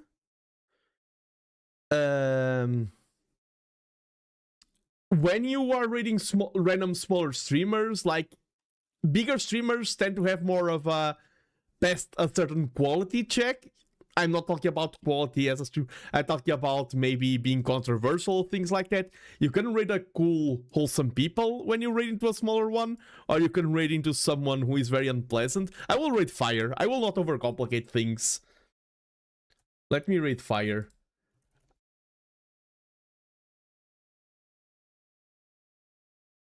Yeah, that was it for tonight. Had a great time. Hope you enjoyed watching the matches.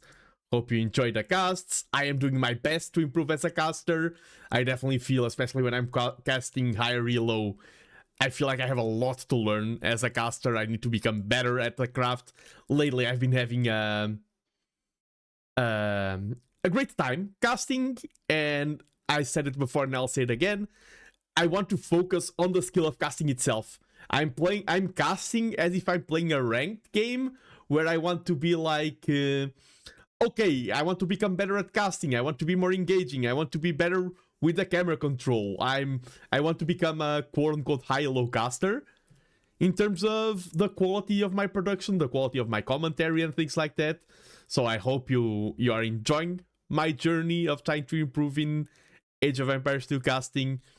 I had a great time with tonight's 2 matches. I wanted to cast the casters. I wanted to see how they performed, and both of them performed spectacularly. I'm about to end the stream and start the raid. Best caster in Portugal. I mean, there's Masmorra. So I'm not sure if I'm the best caster in Portugal because there's Masmorra. Okay, raid timer is about to end. Bye-bye, everyone. Hope you have a great weekend ahead. And I'll see you probably next Monday for more TTLC action. Bye-bye.